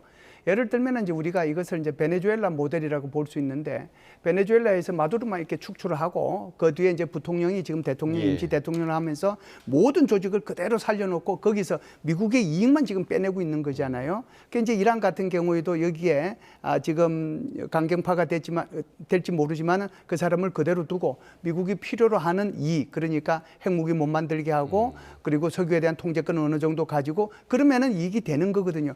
그 두 가지 중에서 어느 것을 택할 것이냐 하는 것이 지금 미국이 생각인데 지금 현재는 계속해서 미국이 우세에 있으니까 강경하게 나가는 거죠. 그렇기 때문에 지금 다시 제3세대 소위 말해서 최고 지도자도 암살 대상이 될 수 있다 이렇게 엄포를 놓는 것이죠. 네, 여러 종류의 지금 보도가 나오고 있는데 사망한 하메네이 재산 관련 보도도 나오더라고요. 재산이 지금 남긴 재산이 우리 돈으로 295조 원, 어마어마한 그런 재산인데 지금 어떻게 이렇게 많은 돈을 모을 수 있었을까? 이 부분도 좀 의문이 갑니다. 어떻게 좀 보세요? 처음에 이 돈이 생긴 거는 이제 1979년도에 이제 혁명이 일어나서 이제 팔라비 왕정이 무너졌죠. 그래서 그 당시에 이제 혁명으로 정권을 잡은 세력 쪽에서 이제 반혁명 분자들이라고 하는 사람들의 재산을 다 몰수했습니다.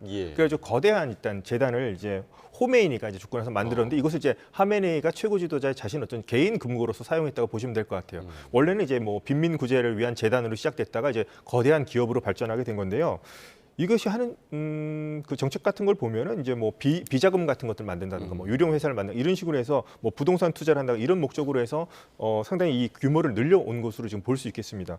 그런데 이것을 이제 누가 손에 넣느냐가 이제 관건이 될 것 같긴 한데 이 돈으로다가 지금 상당수가 아마도 뭐 헤즈볼라라든가 뭐 이러한 그 이란이 자랑하는 자신들의 어떤 친이란 대리 조직 같은 걸 지원한다든가 아니면 뭐 혁명 수비대 뭐 아니면 정치적으로 필요한 사람들이 어떤 로비 자금으로 어떤 쓰지 않았을까 이렇게 추측을 할 수 있고요.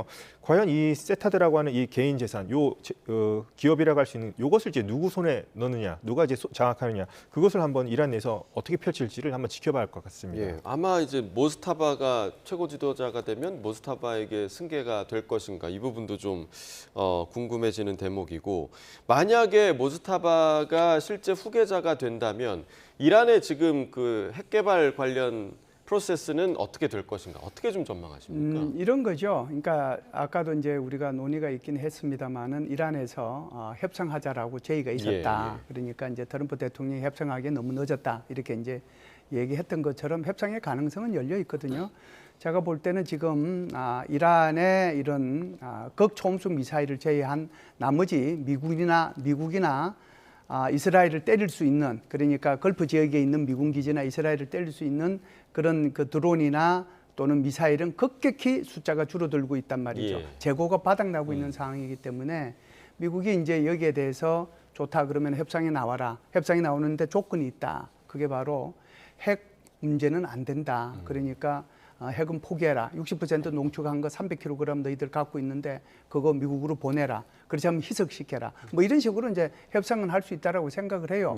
왜 그러면은 미국이 여기에 대해서 이렇게 집착을 하느냐 하는 것을 이제 우리가 생각해 볼 필요가 있는데 우리가 이제 흔히 이 이슬람이라고 얘기를 하면 그걸 이제 100으로 따지면 수니파가 한 85% 정도 되고 그다음에 시아파가 한 15% 정도 되는데 시아파의 종주국이 바로 이란이고 수니파의 종주국이 사우디아라비아거든요. 그러면 한번 보세요.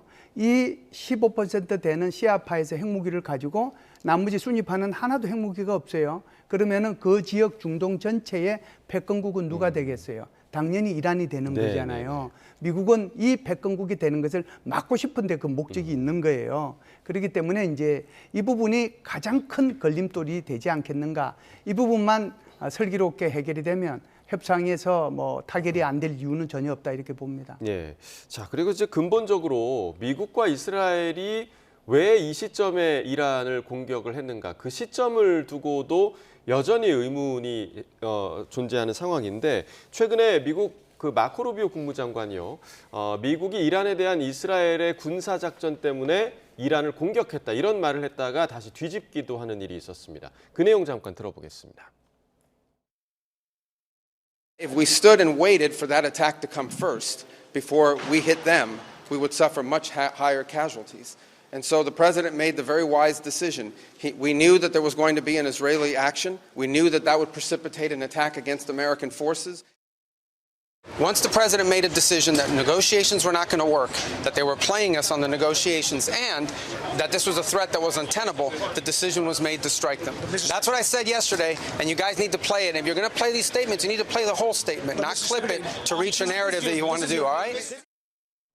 그러니까 이제 그 앞서서 했던 발언 자체는 이스라엘의 군사작전 때문에 미국이 함께 했다라는 걸로 지금 해석이 됐기 때문에 논란이 된 거잖아요. 지금 그 마코 루비오 국무장관의 발언을 좀 어떻게 해석해야 하겠습니까? 왜냐하면 국무장관이 그 전말을 몰랐을 리가 없잖아요. 네, 그렇죠.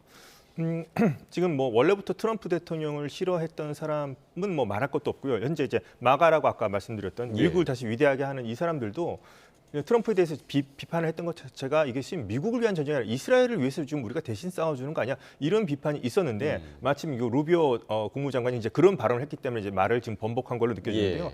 이렇게 된다면 이제 트럼프 대통령이 위대한 미국을 만들려고 하는데 지금 이스라엘에 휘둘려서 우리가 지금 움직이는 거야? 이렇게 될 경우에는 뭐 자신의 지지층까지도 많이 잃을 수 있는 상황이죠. 그렇기 때문에 이것은 이제 미국의 전쟁이다. 미국의 안보와도 직결된 전쟁이라는 식으로 해서 지금 마크 루비오 장관이 지금 계속해서 지금 어떻게 항변을 하는 그런 분위기로 볼 수 있겠습니다.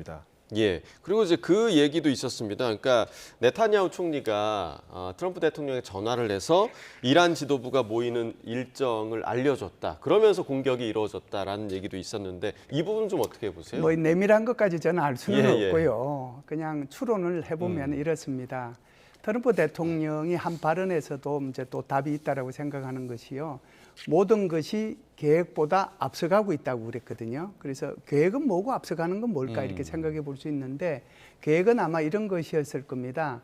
오만의 그 중재로 해서 3차 회담이 스위스에서 있었잖아요. 그리고 나서 끝나고 난 뒤에 그러면은 4차 회담을 다음 주에 하자라고 얘기를 했어요. 그런데 바로 가서 때렸거든요. 그 사이에. 그러면은 이것이 원래 4차 회담을 하려고 했는데 이게 계획이에요. 그런데 모든 것이 앞서가고 있다라고 하는 것은 때린 거거든요. 그러면 왜 때렸느냐 하는 거거든요. 사실상 이렇게 하메네이를 포함해가지고 이란을 지도할 수 있는 최고의 수장들이 다 모이는 거의 천재 일우의 기회가 딱 그 시간에 온 거죠. 이걸 이제 모사드가 여기 저기 누굽니까? 이스라엘 총리한테 네타냐후한테 얘기하니까 네타냐후가 전화를 한 거고 그러니까 좋다. 그러면은 때려라. 이런 식으로 됐을 수가 있는데 추론은 그렇지만 이건 내피셜입니다. 그래서 이것은 좀 더 분석이 필요하지 않을까라고 봐요. 예. 자, 그리고 이제 지금 이 전쟁이 어느 정도까지 확전이 될 것인가. 특히나 지금 이란이 중동의 걸프 지역 그 나라들을 지금 때리고 있는 그런 상황들이기 때문에 이 나라들도 지금 참고만 있을 수만은 없는 그런 상황이 아니겠습니까? 어느 정도로 참전할 가능성을 좀 보십니까?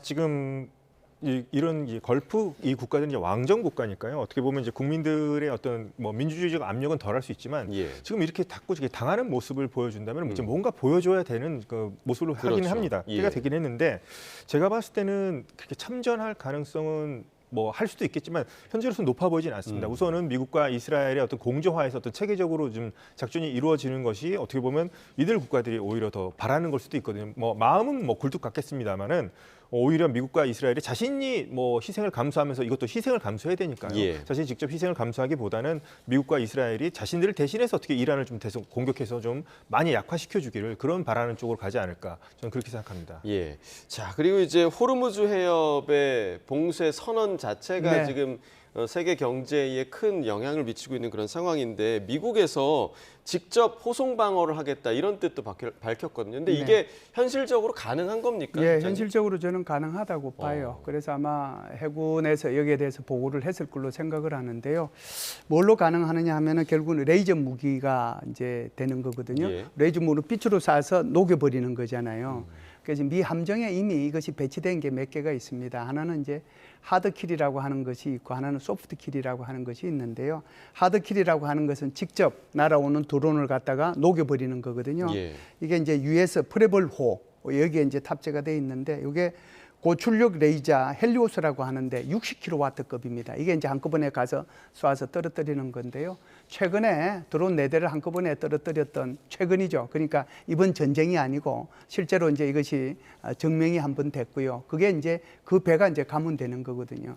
또 하나는 이제 그 눈부심을 이제 눈부시게 해가지고 해즐리라고 그러죠. 예. 해즐링이라고 그러는데 이것은 주로 이렇게 자폭용 드론보다는 오히려 정찰용 드론에 거기에 눈부신 것을 함으로써 이 정찰용 드론이 제대로 정찰을 못하고 떨어지게 만드는 거거든요. 이것은 굉장히 많이 있습니다. USS 듀이, USS 스폭데일 뭐 해서 8척 이상의 알리버크급 구축함에 8척이 있거든요. 그렇다라고 하면은 이 구축함에는 스탠다드 미사일, SM이라고 하는 거, 그 미사일도 있단 말이죠. 그러면은 유조선이 지나가면서 거기에 같이 제가 지금 말씀드렸던 하드킬, 소프트킬을 가지고 있는 이 구축함에 같이 가는 거죠. 그러면은 이제 이란으로부터 오는 드론을 여기서 하드킬이나 소프트킬로 그리고 가지고 있는 스탠다드 미사일로 때림으로써 이 유조선을 보호해서 지나가게 하겠다라고 하는 거예요. 그래서 이게 한 번 성공하고 2번 성공하고 그러면은 이제 지금 거기에 적체되어 있던 것들이 다 빠져나갈 수 있거든요. 그러면 이것은 이란이 이것을 두고 보겠는가 하는 것이 문제잖아요. 그렇죠. 그 패턴을 또 읽을 수도 있는 거잖아요. 그렇죠. 그래서 이제 이렇게 되면 아마 이렇게 하겠죠. 이란의 입장에서 보면 이게 1대, 2대, 10대 이렇게 보내면은 다 파괴가 될 수 있어요. 그런데 거기 수십 대를 보내버리면은 그 중에 한 대는 가서 파괴할 수 있잖아요. 이걸 노릴 수도 있다. 그래서 위험성은 있는데 미국은 시도할 것이다 이렇게 봅니다. 예. 마지막으로 앞서 저희가 이제 뭐 김주의 장면도 보긴 했지만 북한 관련해서 이번 사태와 관련해서 김정은도 위협을 느껴야 하는 거 아니냐 뭐 이런 지금 생각도 있는데 지금 북한과 이란의 차이점은 근본적으로 어디에 있다고 좀 보십니까? 북한과 이란의 근본적인 차이점 하나 들자면 역시나 핵 무기를 가지고 있느냐 없느냐의 차이죠. 이란은 현재 핵 무기를 가지려고 했다가 그 직전 단계에서 지금 이렇게 제한이 걸린 거고요. 북한 같은 경우는 그래도 아직 뭐 핵 보유국으로 인정은 받지 않았지만 이제 뭐 핵 무기를 갖고 있다고 볼 수 있는 점이겠죠. 그래서 뭐 베네수엘라의 마두로식 아니면은 뭐 이번에 지금 이란 전쟁의 결과 어떻게 나올지 모르겠지만 그렇게 손쉽게 뭐 김정은을 뭐 이렇게 참사한다든가 이런 것까지 가기는 상당히 좀 많은 위험이 있어 보입니다. 그렇기 때문에 뭐 결정적 차이점을 들려면은 이란과 북한의 차이점은 뭐 핵이 있느냐 없느냐의 차이 이렇게 저는 요약해서 말씀드리고 싶습니다. 알겠습니다. 자, 오늘 두 분 말씀 여기까지 듣겠습니다. 김열수 한국군사문제연구원 안보실장, 김덕일 고려대학교 아세아문제연구원과 이야기 나눠봤습니다. 말씀 고맙습니다. 감사합니다.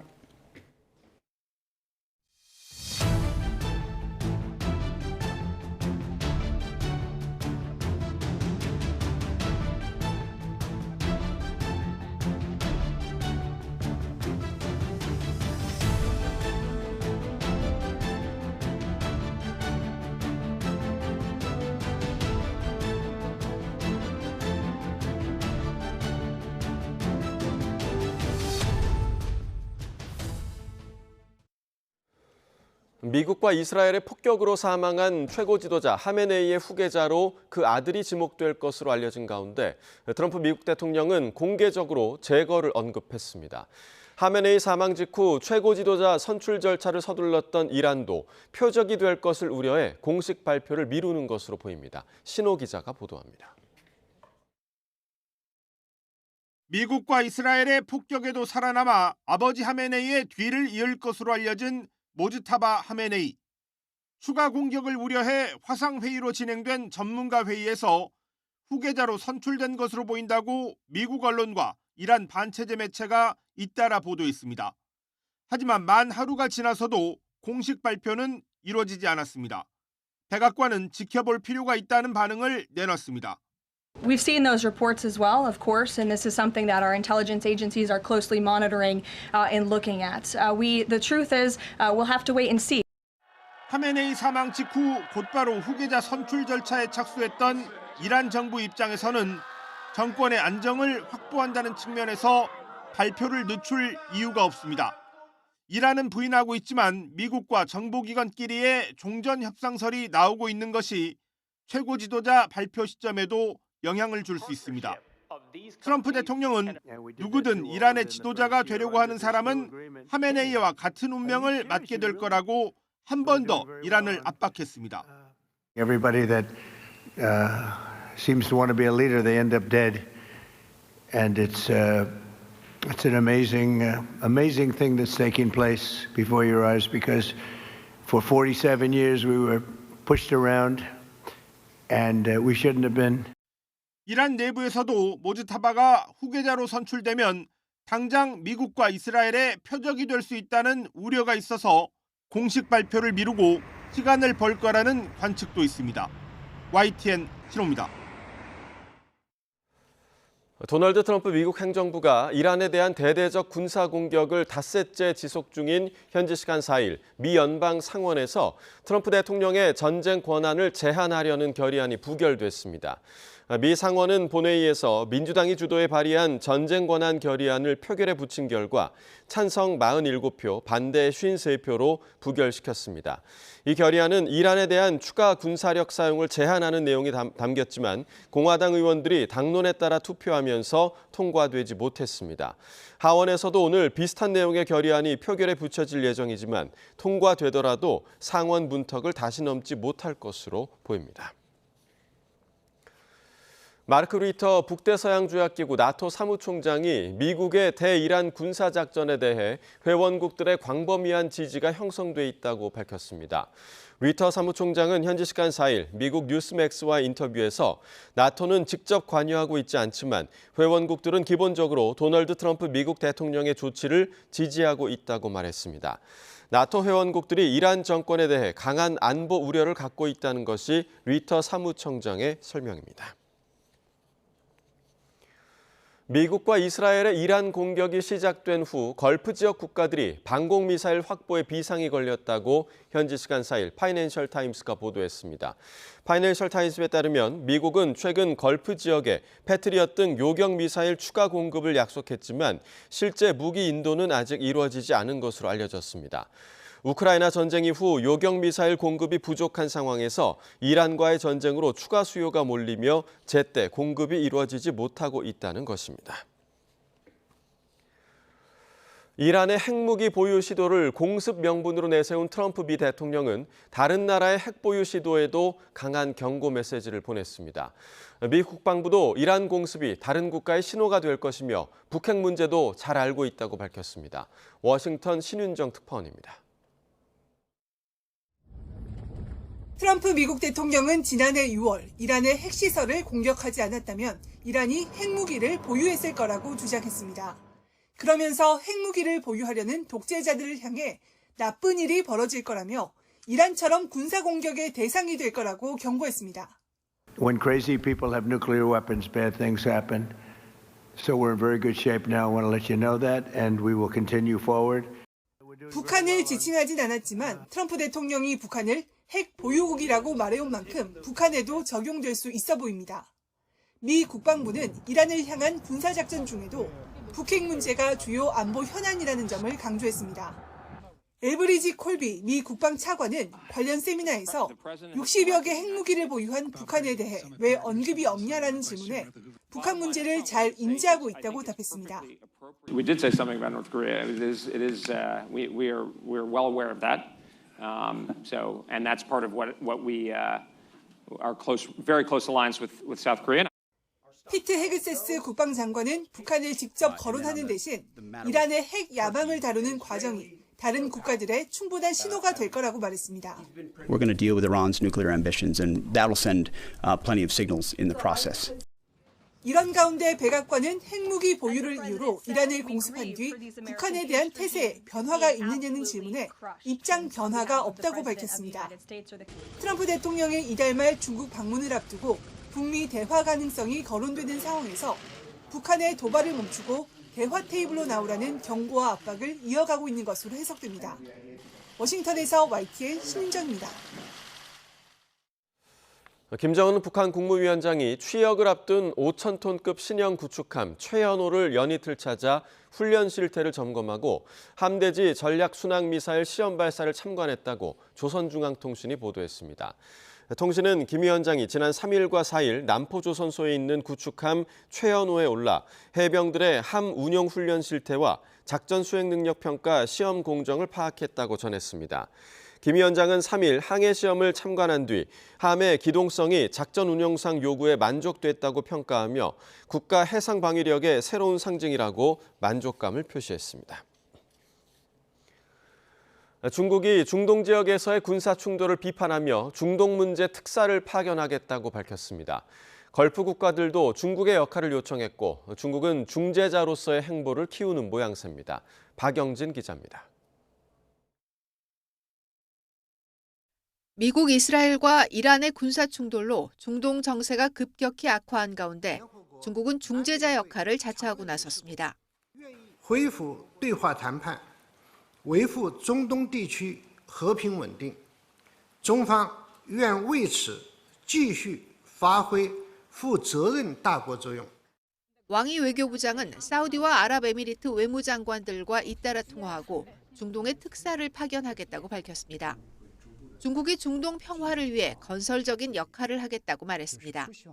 걸프 국가들 역시 중국의 역할을 요청했고 대화를 통해 해결해야 한다며 한 목소리를 냈습니다.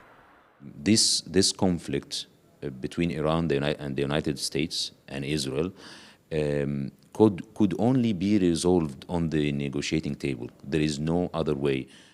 미국이 전쟁에 나선 사이 중재자로서 역할을 키워가는 중국은 군사 행동을 규탄하면서도 딱히 실질적인 대응에 나서지는 않고 있습니다.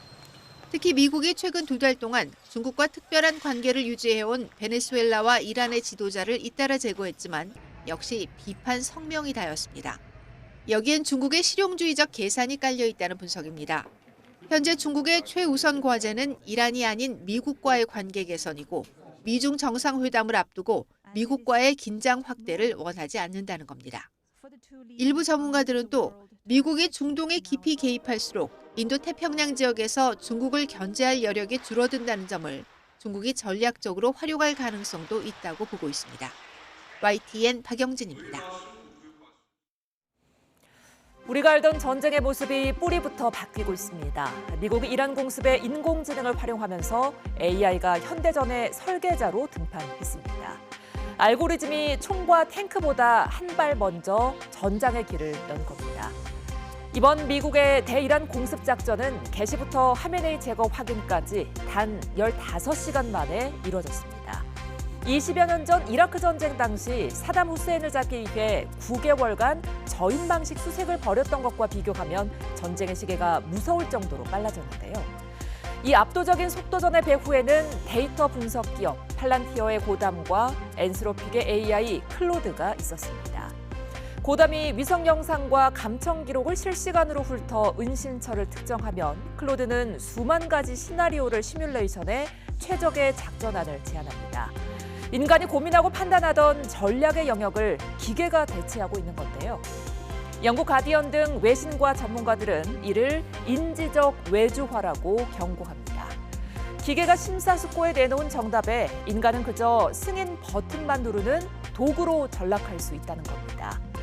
문제는 책임입니다. AI의 판단이 민간인 피해 등 잘못된 결과로 이어질 때 그 책임을 지휘관에게 물어야 할지 알고리즘을 만든 기업에 물어야 할지 어떤 기준도 없는 상황.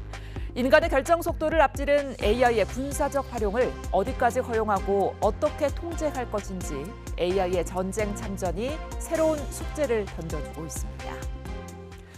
이런 가운데 이란이 미국에서 분쟁 종식 조건을 논의하자고 제안했다는 보도가 나오자 뉴욕 증시는 상승했고 뉴욕 유가와 원달러 환율도 안정을 찾았습니다. 하지만 호르무즈 봉쇄에 따른 물류 차질은 여전해 국제 알루미늄 가격은 4년 만에 최고 수준으로 치솟았습니다. 뉴욕 이승윤 특파원입니다. 공격이 시작된 다음 날 이란이 미국에 분쟁 종식 조건을 논의하는 제안을 내놨다는 뉴욕타임스 보도에 뉴욕 증시는 일제히 상승했습니다. 연일 고공행진을 이어가던 뉴욕 유가도 소폭 상승에 그치며 어느 정도 안정을 되찾았습니다. 달러 약세, 원화 강세도 촉발되면서 전날 장중 1,500원까지 치솟았던 원달러 환율은 뉴욕장에서 1,463원 부근에서 마감했습니다.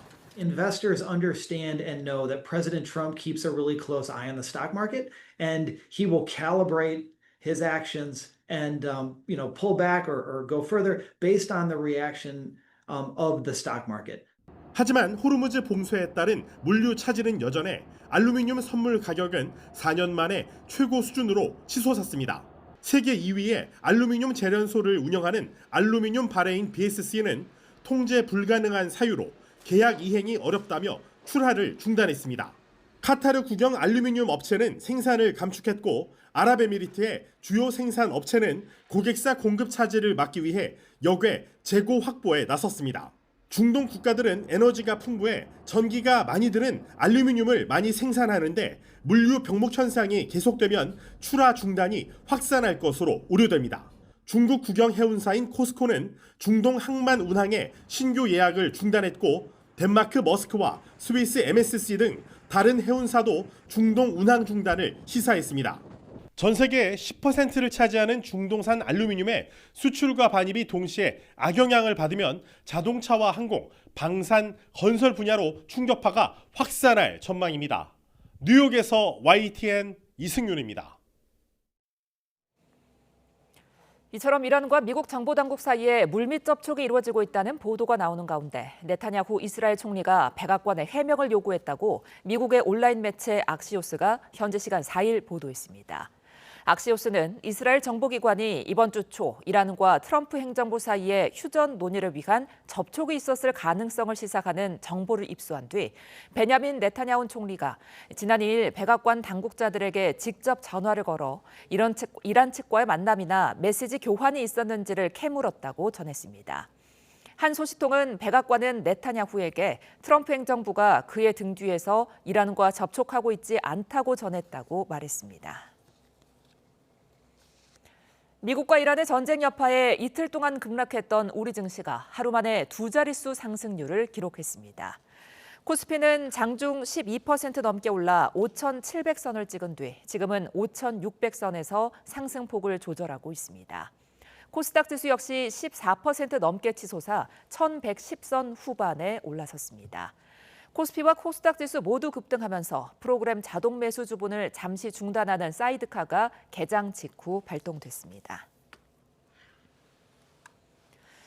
일본 니케이 지수도 오늘 개장하자마자 급반등하며 56,000선을 회복했습니다. 미국과 이스라엘의 이란 공습으로 중동 정세가 악화한 이후 내림세를 이어왔던 니케이 지수는 오전 한때 약 4% 오른 56,441을 기록했습니다. 니케이 지수는 어제 2,000포인트가량 하락했는데 오늘 장 초반 단번에 전날 하락분을 상쇄했습니다. 미국과 이란 전쟁 여파로 어제 코스피와 코스닥이 급락한 이후 오늘 다시 상승 흐름을 보이고 있습니다. 원달러 환율도 숨고르기에 들어갔지만 전쟁 리스크의 경제시장 불안감은 여전히 지속되고 있는데요. 관련 내용 정철진 경제평론가와 함께 이야기 나눠봅니다. 안녕하십니까? 네, 안녕하십니까? 예, 코스피가 개장 직후에 11% 넘게 상승을 했습니다. 급락한 뒤에 굉장히 지금 급반등을 하고 있는데 증시 변동폭이 이렇게 컸던 적이 이전에도 있었습니까? 다 최초죠. 하락폭도 또 반등폭도 최초입니다. 예. 일단 하락부터 말씀을 드리면 기존의 이제 낙폭 최대치는 지난 2001년 9.11 테러였습니다. 예. 그때 시장이 하루에 12%가 빠졌던 때였었는데요. 어제는 더 많이 빠졌었죠. 그래서 일단 어제 하락폭에 대한 기록을 갈아치웠었습니다. 이제 코스피 기준으로 말씀을 해드리는 거고요. 예. 그리고 이제 오늘 시장이 급반등에 나서게 됐는데 그 직전에 이제 어젯밤과 오늘 사이 이제 밤에 우린 야간 선물이라는 시장이 또 하나가 들어가는데요. 예. 저도 주식 인생에서 처음 보는 8% 급등을 하면서 야간 선물 상한가로 또 마감을 했었거든요. 그래서 오늘 어느 정도 반등을 예견을 했는데 지금 뭐 9%, 10%, 많게는 12%로 올랐다 내렸다 하고 있거든요. 만에 하나 이렇게 한 10% 이상으로 마감을 하게 된다면 역시 상승률로도 일일 상승률로도 최대치이기 때문에 폭락, 폭등, 그야말로 아찔한 롤러코스터 장세가 연출되고 있습니다. 예, 앞서 저희가 전해드린 것처럼 우리나라뿐 아니라 아시아 증시가 굉장히 많이 출렁였는데 그중에서도 이번 중동 사태 우리 증시가 가장 민감하게 반응했던 게 아닌가 싶습니다. 네, 가장 정성적으로 먼저 이유를 드리면 연초 이후 우리 K 증시가 가장 많이 올랐기 때문입니다. 예. 연초 이후 상승률 전 세계 1위였었는데요. 41%까지 달리다가 이제 빠지게 된 겁니다. 예. 그렇기 때문에 실질적으로 많이 올라서 많이 빠졌다라는 이야기가 얼핏 들으면 말이 안 될 것 같지만 그 이유가 실제적으로 굉장히 큽니다. 왜냐하면 많이 오를 경우에는 이 외국인 투자자들 자금 같은 경우에는 비중을 다 만들거든요. 그런데 한국 비중만 이렇게 높아졌잖아요. 그래서 이 비중을 잘라내서 비중이 상대적으로 줄은 덜 오른쪽으로 가게 되는 작업, 이걸 리밸런싱이라고 이야기를 하게 되는데 그거를 꾸준히 해오다가 이번에 이란 사태가 터졌잖아요. 그러니까 옳았구나, 이런 악재를 빌미로 외국인은 더 심각하게 팔고 뭐 뒤에 또 비투자 이야기를 하겠지만 특히 한국 증시, 특히 올 초 너무나 좋아서 우리 개인들이 늘 경고를 해드리지만 어마어마한 비투자에 나섰거든요. 그 반대 매매 물량을 이틀간 다 받아먹고 시장을 가게 되고 있어서 우리만 왜 이렇게 빠졌지? 물론 대만도 빠지고 일본도 빠졌지만 우리와 비교도 안 되거든요. 그 직전에 많이 올랐고 그걸 빌미로 외국인들이 큰 폭의 리밸런싱 작업을 펼쳤다. 이렇게 보시면 맞을 것 같습니다.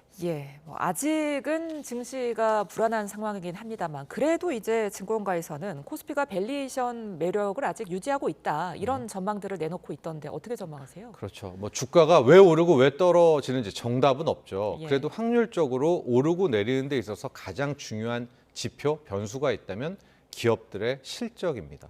밸류에이션 얘기를 할 때 우리가 PER이라는 주가 수익 비율이라는 걸 많이 하게 되는데요. 한 해 동안 벌 수 있는 이제 이익 대비 현 주가가 몇 배냐라는 겁니다. 근데 우리 한국 증시 정도 되면 PER 8배는 우리가 줘도 된다라고 하는데 그 8배 수준이 한 5,000에서 5,100 사이입니다. 그렇기 때문에 우리가 5,000이 깨진다라든가 이런 상황은 좀 우리 기업들이 벌어들이는 실적에 의해서 굉장히 과도하다라고 볼 수가 있겠고요. 이 PER 8배도 최소를 준 것이고요. 실질적으로 더 줘도 무난하거든요. 그렇기 때문에 이제 6천까지는 이제 우리가 그 용인을 했던 이제 그런 대목이 있기 때문에 현재 삼성전자와 하이닉스가 올 한 해 벌어들일 이 두 기업 아직 그 누구도 모르지만 이 두 기업의 영업이익이 실은 뭐 400조 그 이상을 보기도 하거든요. 그 기업들의 이익을 올해 연간 이익의 전망치를 본다면 5천선이 깨지는 것은 좀 과한 낙폭이 아닌가라는 이제 이야기가 어제 나왔던 밸류에이션 대비 낙폭이 크다라는 것이고요. 아마 오늘도 5천은 안 깬 채 돌아왔던 것들이 실질적으로 올 한 해 우리 기업들의 실적은 견조하다. 이제 이 이야기를 하고 싶었던 것 같습니다. 오늘 이제 장이 회복을 굉장히 많이 했습니다만 그럼에도 불구하고 어제 낙폭이 컸기 때문에 어떻게 보면 빚투죠. 이제 빚을 내서 투자했던 개인 투자자들의 반대 매매 걱정도 지금 크거든요. 이 부분 영향이 좀 앞으로 주식시장에 크겠죠? 네, 앞서도 얘기했지만 이제 외국인 투자자들이 이걸 한 달 노리고요. 이제 그동안의 빚투자 같은 경우에 신용융자 잔고라고 하는데 32조까지 쌓였습니다. 우리가 이제 이렇게 뜨겁기 전에는 17조, 18조만 쌓여도 와 많다 쌓이게 됐었고요. 뭐 작년 말로 가보면은 막 정말 뜨거웠을 때만 해도 22조, 23조였는데 불과 몇 개월 새에 10조의 빚이 더 늘면서 이제 32조였습니다. 그래서 늘 조심하라 조심하라 했었는데 한켠에서는 지금 고객 예탁금이 103조, 106조잖아요. 그러니까 100조 대비 30조는 괜찮을 거야 뭐 이런 해석이 나왔었는데 역시 아니었습니다. 그래서 바로 이 빚투자가 터져서 어제 그제 더 낙폭이 컸는데요. 실질적으로 이제 단기 미수 이제 3일짜리 이틀짜리를 보게 된다면 2월 말에 이제 휴일이 있었잖아요. 그때 더 오를 것 같으니까 대거 미수를 썼던 분들은 바로 이제 어제 반대 매매를 당했었고요. 특히 이제 그 미수금을 놓고 본다면은 이제 화요일이었습니다. 3월 2일 날 장이 크게 빠지니까 여기가 낙폭인가 하는 분들이 또 대거 미수를 썼던 분들입니다. 그 분량이 이제 오늘 좀 아침에 좀 많이 털렸던 그런 대목이 있었고요. 그 전에 뭐 스탁론이라든가 또 CFD 계좌 같은 경우가 어제 오후에 또 상당수 이제 반대 매매와 아웃이 된 그런 상황이기 때문에 일단 오늘 오후까지 한번 보시고요. 내일 오전장까지 확인을 하게 되면 이제 빚투자로 인해서 과도한 낙폭 부분은 어느 정도 한숨 돌리지 않을까라고 볼 수가 있겠습니다. 하고 아마 이제 이번 주말이 되면 신용융자 잔고가 얼마나 줄었는지를 알 수 있을 것 같은데 32조에서 일단 시작을 했잖아요. 보면 제가 봤을 때 한 27조, 28조 적어도 4조에서 5조 정도는 줄지 않았을까라고 보고는 있습니다. 그만큼 안타까운 일이고 또다시 말씀드리지만 이 과도한 빚을 통한 주식 투자는 될 것 같지만 거의 안 됩니다. 예. 그걸 다시 한번 확인하는 거죠. 예. 자, 그렇다면 이렇게 혼란스러운 중동 리스크 속에 앞으로 우리가 주식 투자를 좀 어떻게 해야 할지, 그리고 우리 증시 전망은 어떻게 보고 계신지도 궁금하거든요. 유가 하나만 보시면 될 것 같아요. 이제 이란전이 단기로 끝날지 장기로 끝날지 그 누구도 모르잖아요. 예. 그런데 우리 한국 경제, 특히 한국 주식시장에 있어서 미치는 것은 딱 하나의 지표는 전 유가라고 보고 있거든요. 국제 유가가 지금 배럴당 한 75달러에서 일단은 뭐 이란이 CIA에 물밑 접촉했네, 트럼프 대통령이 호위함을 함께 보내네, 이런 걸로 일단은 멈춰 있는데요. 예. 이 정도 레벨에서만 안정세를 찾은다면 실질적으로 이란전이 뭐 어떻게 되든 간에 숨고르기가 될 수 있을 것 같습니다. 근데 만에 하나 이제 이게 어느 정도 눌러놓은 이제 상승을 눌러놓은 거죠. 이것이 78, 80달러를 넘어서게 되면 여기서부터는 뭐 오늘은 급반등이 나왔지만 또 한 번 한국 증시뿐 아니라 한국 경제를 짓누르는 부담이 되거든요. 예. 그래서 지금부터 하나의 투자 지표만 잡으시라면 역시 유가의 추이다 이렇게 보시면 되겠습니다. 예, 자, 이런 상황 속에서 미국에서 지금 글로벌 관세가 이번 주 중에 15% 인상될 거다 이런 발표를 했습니다. 지금 전쟁 와중에 이런 발표를 한 이유는 뭐라고 봐야 될까요? 군기잡기 같더라고요. 스캇 베센트가 어제 느닷없이 지금 예. 이란전 때문에 다 난리가 나고 이랬었는데 이제 글로벌 관세를 10에서 10% 빠르면 이번 주에 올릴 것이다라는 얘기를 이제 꺼내 들었던 것이 예. 지금 이야기하고 있는 이 글로벌 관세는 솔직히 이제 무역법 122조에 근거한 건데 그렇게 두려워하지 않습니다. 왜냐하면 이거는 150일이라는 기한 한도가 있고요. 우리 입장에서도 15%라는 정도는 이제 해왔던 감내할 수준입니다. 그런데 굳이 이 이야기를 왜 한 거냐면 한번 환기시키는 것 같아요. 지금 마치 이제 위법 판결 나고 다 잊어버리고 있었잖아요. 예. 그런 차원에서 그런 게 아니야. 아직 관세는 각오해라는 것을 또 한번 천명한 것이고요. 우리가 지금부터 봐야 될 것은 이란전과 함께 이제 이 5%가 다가 아니라 예. 슈퍼 301조라고 하는 무역법 301조 그리고 무역확장법 232조 이거 품목별 관세입니다. 저는 솔직히 이게 이제 훨씬 더 파워풀하다라고 보고 있는데요. 예. 그런데 품목에 때리는 거거든요. 이거를 지금 상무부하고 USTR이 조사하고 있기 때문에 여기에 대해서도 긴장감 있게 바라봐야 된다라고 보면서 베센트가 갑자기 관세 얘기를 꺼낸 것은 예. 이란의 시선 뺏기지 마. 아직 관세는 우리 가고 있어. 라는 것을 또 한 번 경고한 것이 아닌가 이렇게 봅니다. 예. 자, 뭐 우리로서는 일단 관세보다는 당장 눈앞에 닥친 유가가 좀 더 그렇죠. 관심이긴 네. 합니다. 휘발유 가격이 서울이 지금 1,800원을 돌파했는데 2,000원을 넘어설 수 있다는 우려도 나오고 있더라고요. 네. 제가 공교롭게도 여기 오기 직전에 경유를 넣고 왔는데 1,880원이더라고요. 예. 와, 정말 깜짝 놀랐었는데 휘발유 가격은 이미 1,800원을 다 넘어섰고요. 경유도 지금 거의 1,800대까지 서울은 올라온 데가 꽤 많이 있다라고 볼 수가 있습니다. 예. 근데 이제 바로 이 주유소의 휘발유 가격에 대해서 어제 또 이재명 대통령이 질타를 했었는데 예. 이게 이렇게 올릴 상황은 아니거든요. 왜냐하면 이란 사태가 3월 1일에 터졌으니까 2월 말 기준과 현재를 봐야 되지 않습니까? 국제 유가는 2월 말 대비 한 15%, 16% 오른 건 맞아요. 근데 우리 입장에서는 특히 우리 정유사와 이 주유소 입장에서는 예. 이미 비축을 해놓은 게 있거든요. 하고 웬만하면 2, 3주 정도까지는 물량을 더 받아놓습니다. 그러니까 실질적으로 지금 당장 올리면 안 되죠. 왜냐하면 2, 3주치 미리 싸게 사놨던 물량이 있기 때문에 예. 이렇게 빠르게 가격을 올려서는 안 되는데 늘 그렇듯 이렇게 가격이 튀어오를 때는 국제유가가 바로 이것을 선반영해서 지금 한 4%, 5% 오늘 지나게 나면 한 6, 7%까지는 올릴 수 있을 것 같습니다. 근데 반면에 이제 유가가 떨어질 때도 있을 거 아니에요. 예. 그때는 똑같이 바로 떨어뜨려야 되잖아요. 근데 그때는 2, 3주 전에 쌓아놓은 비축 물량이 비싸게 사와가지고 못 내려.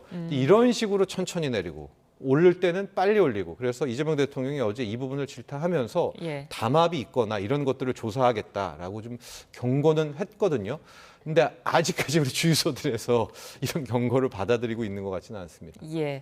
자, 그런가 하면 1,500원을 돌파하며 굉장히 우려를 샀던 원달러 환율이 지금 1,460원대까지 떨어졌습니다. 어떻게 보고 계세요? 정말 그제 밤 12시에 1,500원 가면서 예. 금융위기 이후에 17년 만에 1,500자를 보았는데 그 다음날 안정세를 취했고 오늘도 일단 1,460원대까지는 내려왔습니다. 그 이면에는 일단 달러의 힘, 달러 인덱스 자체가 약간 멈칫했습니다. 이제 99를 넘어서서 달러 인덱스는 100선이 중요하거든요. 예. 근데 지금 다시 98까지 내려온 그런 상황이긴 한데 1,460원대는 결코 이제 안심할 때는 아니다라고 말씀을 드리고 싶고요. 예. 지금 이제 환율을 계속 체크업을 이제 해야 될 것 같은데 한국은행 입장에서는 근데 계속 괜찮다라고 하고 있어서 이런 부분들은 좀 국민들의 감정과 괴리는 있는 것 같습니다. 예, 환율도 그렇고 지금 상황에서 정부가 할 수 있는 어떤 대응책이 좀 있을까요? 일단 비축유 같은 걸 전 더 많이 쌓아놔야 된다 이렇게 보고 있습니다. 지금 예. 우리나라 비축유가 결코 적은 편은 아니에요. 우리 정부 비축유, 민간 비축유, 앞으로 들어올 인도량까지 합치면은 거의 한 1.8억 배럴, 2억 배럴 가까이 갖고 있고 예. 이 정도라면 210일, 그러니까 7개월, 8개월치는 우리가 버틸 수 있는 그 정도의 비축유가 있는 뭐 세계 10위권 안에 우리가 쌓아놓고는 있지만 예. 이번 사태를 통해 가지고 더 많이 쌓아야 되지 않는가라는 생각을 좀 해봅니다. 거의 중국 같은 경우에는 지금 뭐 1년치, 2년치에 가까운 원유를 그동안 왜냐하면 알고 있죠. 중국은 이란, 베네수엘라 거 이제 못 갖다 쓴다라는 걸 알고 예. 있어서 그렇긴 하지만 우리도 이제 정부 비축유부터 좀 더 많은 양을 확보하는 걸로 좀 정책 자체를 바꿔야 되지 않을까 이런 제언을 드리고 싶습니다. 알겠습니다. 지금까지 정철진 경제평론가와 함께했습니다. 오늘 말씀 고맙습니다.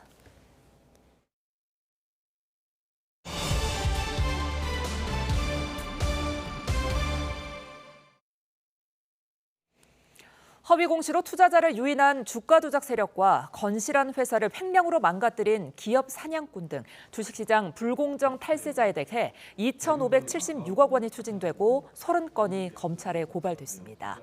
국세청은 지난해 7월부터 올해 2월까지 8개월간 소액주주 등 투자자들에게 손해를 끼치는 27개 기업과 관련자에 대한 세무조사 결과를 발표했습니다. 탈세 유형별 추징세 획은 허위 공시가 946억, 기업 사냥꾼 410억, 지배주주 사익 편취 1,220억 등입니다. 공정거래위원회가 유가족 알선 대가로 장례 지도사들에게 뒷돈을 준 장례식장에 대한 제재와 함께 전국 주요 장례식장에 대한 조사에 나섰습니다. 공정위는 지난 2021년 11월부터 4년 가까이 112개 상조업체 장례 지도사들에게 3억 4천만 원 상당의 리베이트를 제공한 양주 한국병원 장례문화원에 대해 시정명령을 부과하기로 했습니다. 공정위는 이와 함께 전국 5개 권역 주요 장례식장에서 법 위반 혐의를 포착하고 조사를 진행하고 있다고 밝혔습니다. 돼지고기와 한우, 닭고기 가격이 모두 1년 전보다 10% 넘게 오르며 축산물 가격이 전반적으로 상승했습니다. 축산물 품질평가원에 따르면 지난 4일 기준 돼지 삼겹살 소비자 가격은 100g당 2,637원으로 1년 전보다 13.5% 올랐고 목심은 14.5%, 앞다리는 11.8% 상승했습니다. 한우도 안심과 등심 가격이 각각 10.8%, 13% 오르는 등 전반적인 상승세를 보였습니다. 닭고기 가격도 킬로그램당 6,263원으로 11.1% 올랐고 달걀 특란 한 판 가격 역시 6,852원으로 1년 전보다 5.9% 높아졌습니다. 절기 경칩인 오늘도 온화함이 감돌고 있습니다. 현재 서울 기온은 10.9도로 평년 수준을 2도가량 웃돌고 있는데요. 야외 활동하기 수월하지만 초미세먼지와 일교차에 대한 주의가 필요합니다. 현재 서울 등 수도권과 충남의 대기질이 나쁨 수준을 보이고 있으니까요. 외출하실 때는 미세먼지용 마스크와 함께 입고 벗을 수 있는 외투도 챙겨 나오시기 바랍니다. 오늘은 전국의 하늘빛이 흐린 가운데 늦은 오후에 중서부 지방에서 비나 눈이 내리기 시작해 밤에는 그 밖에 전국으로 확대하겠습니다. 비 양은 대부분 5에서 20mm 정도로 많지는 않겠는데요.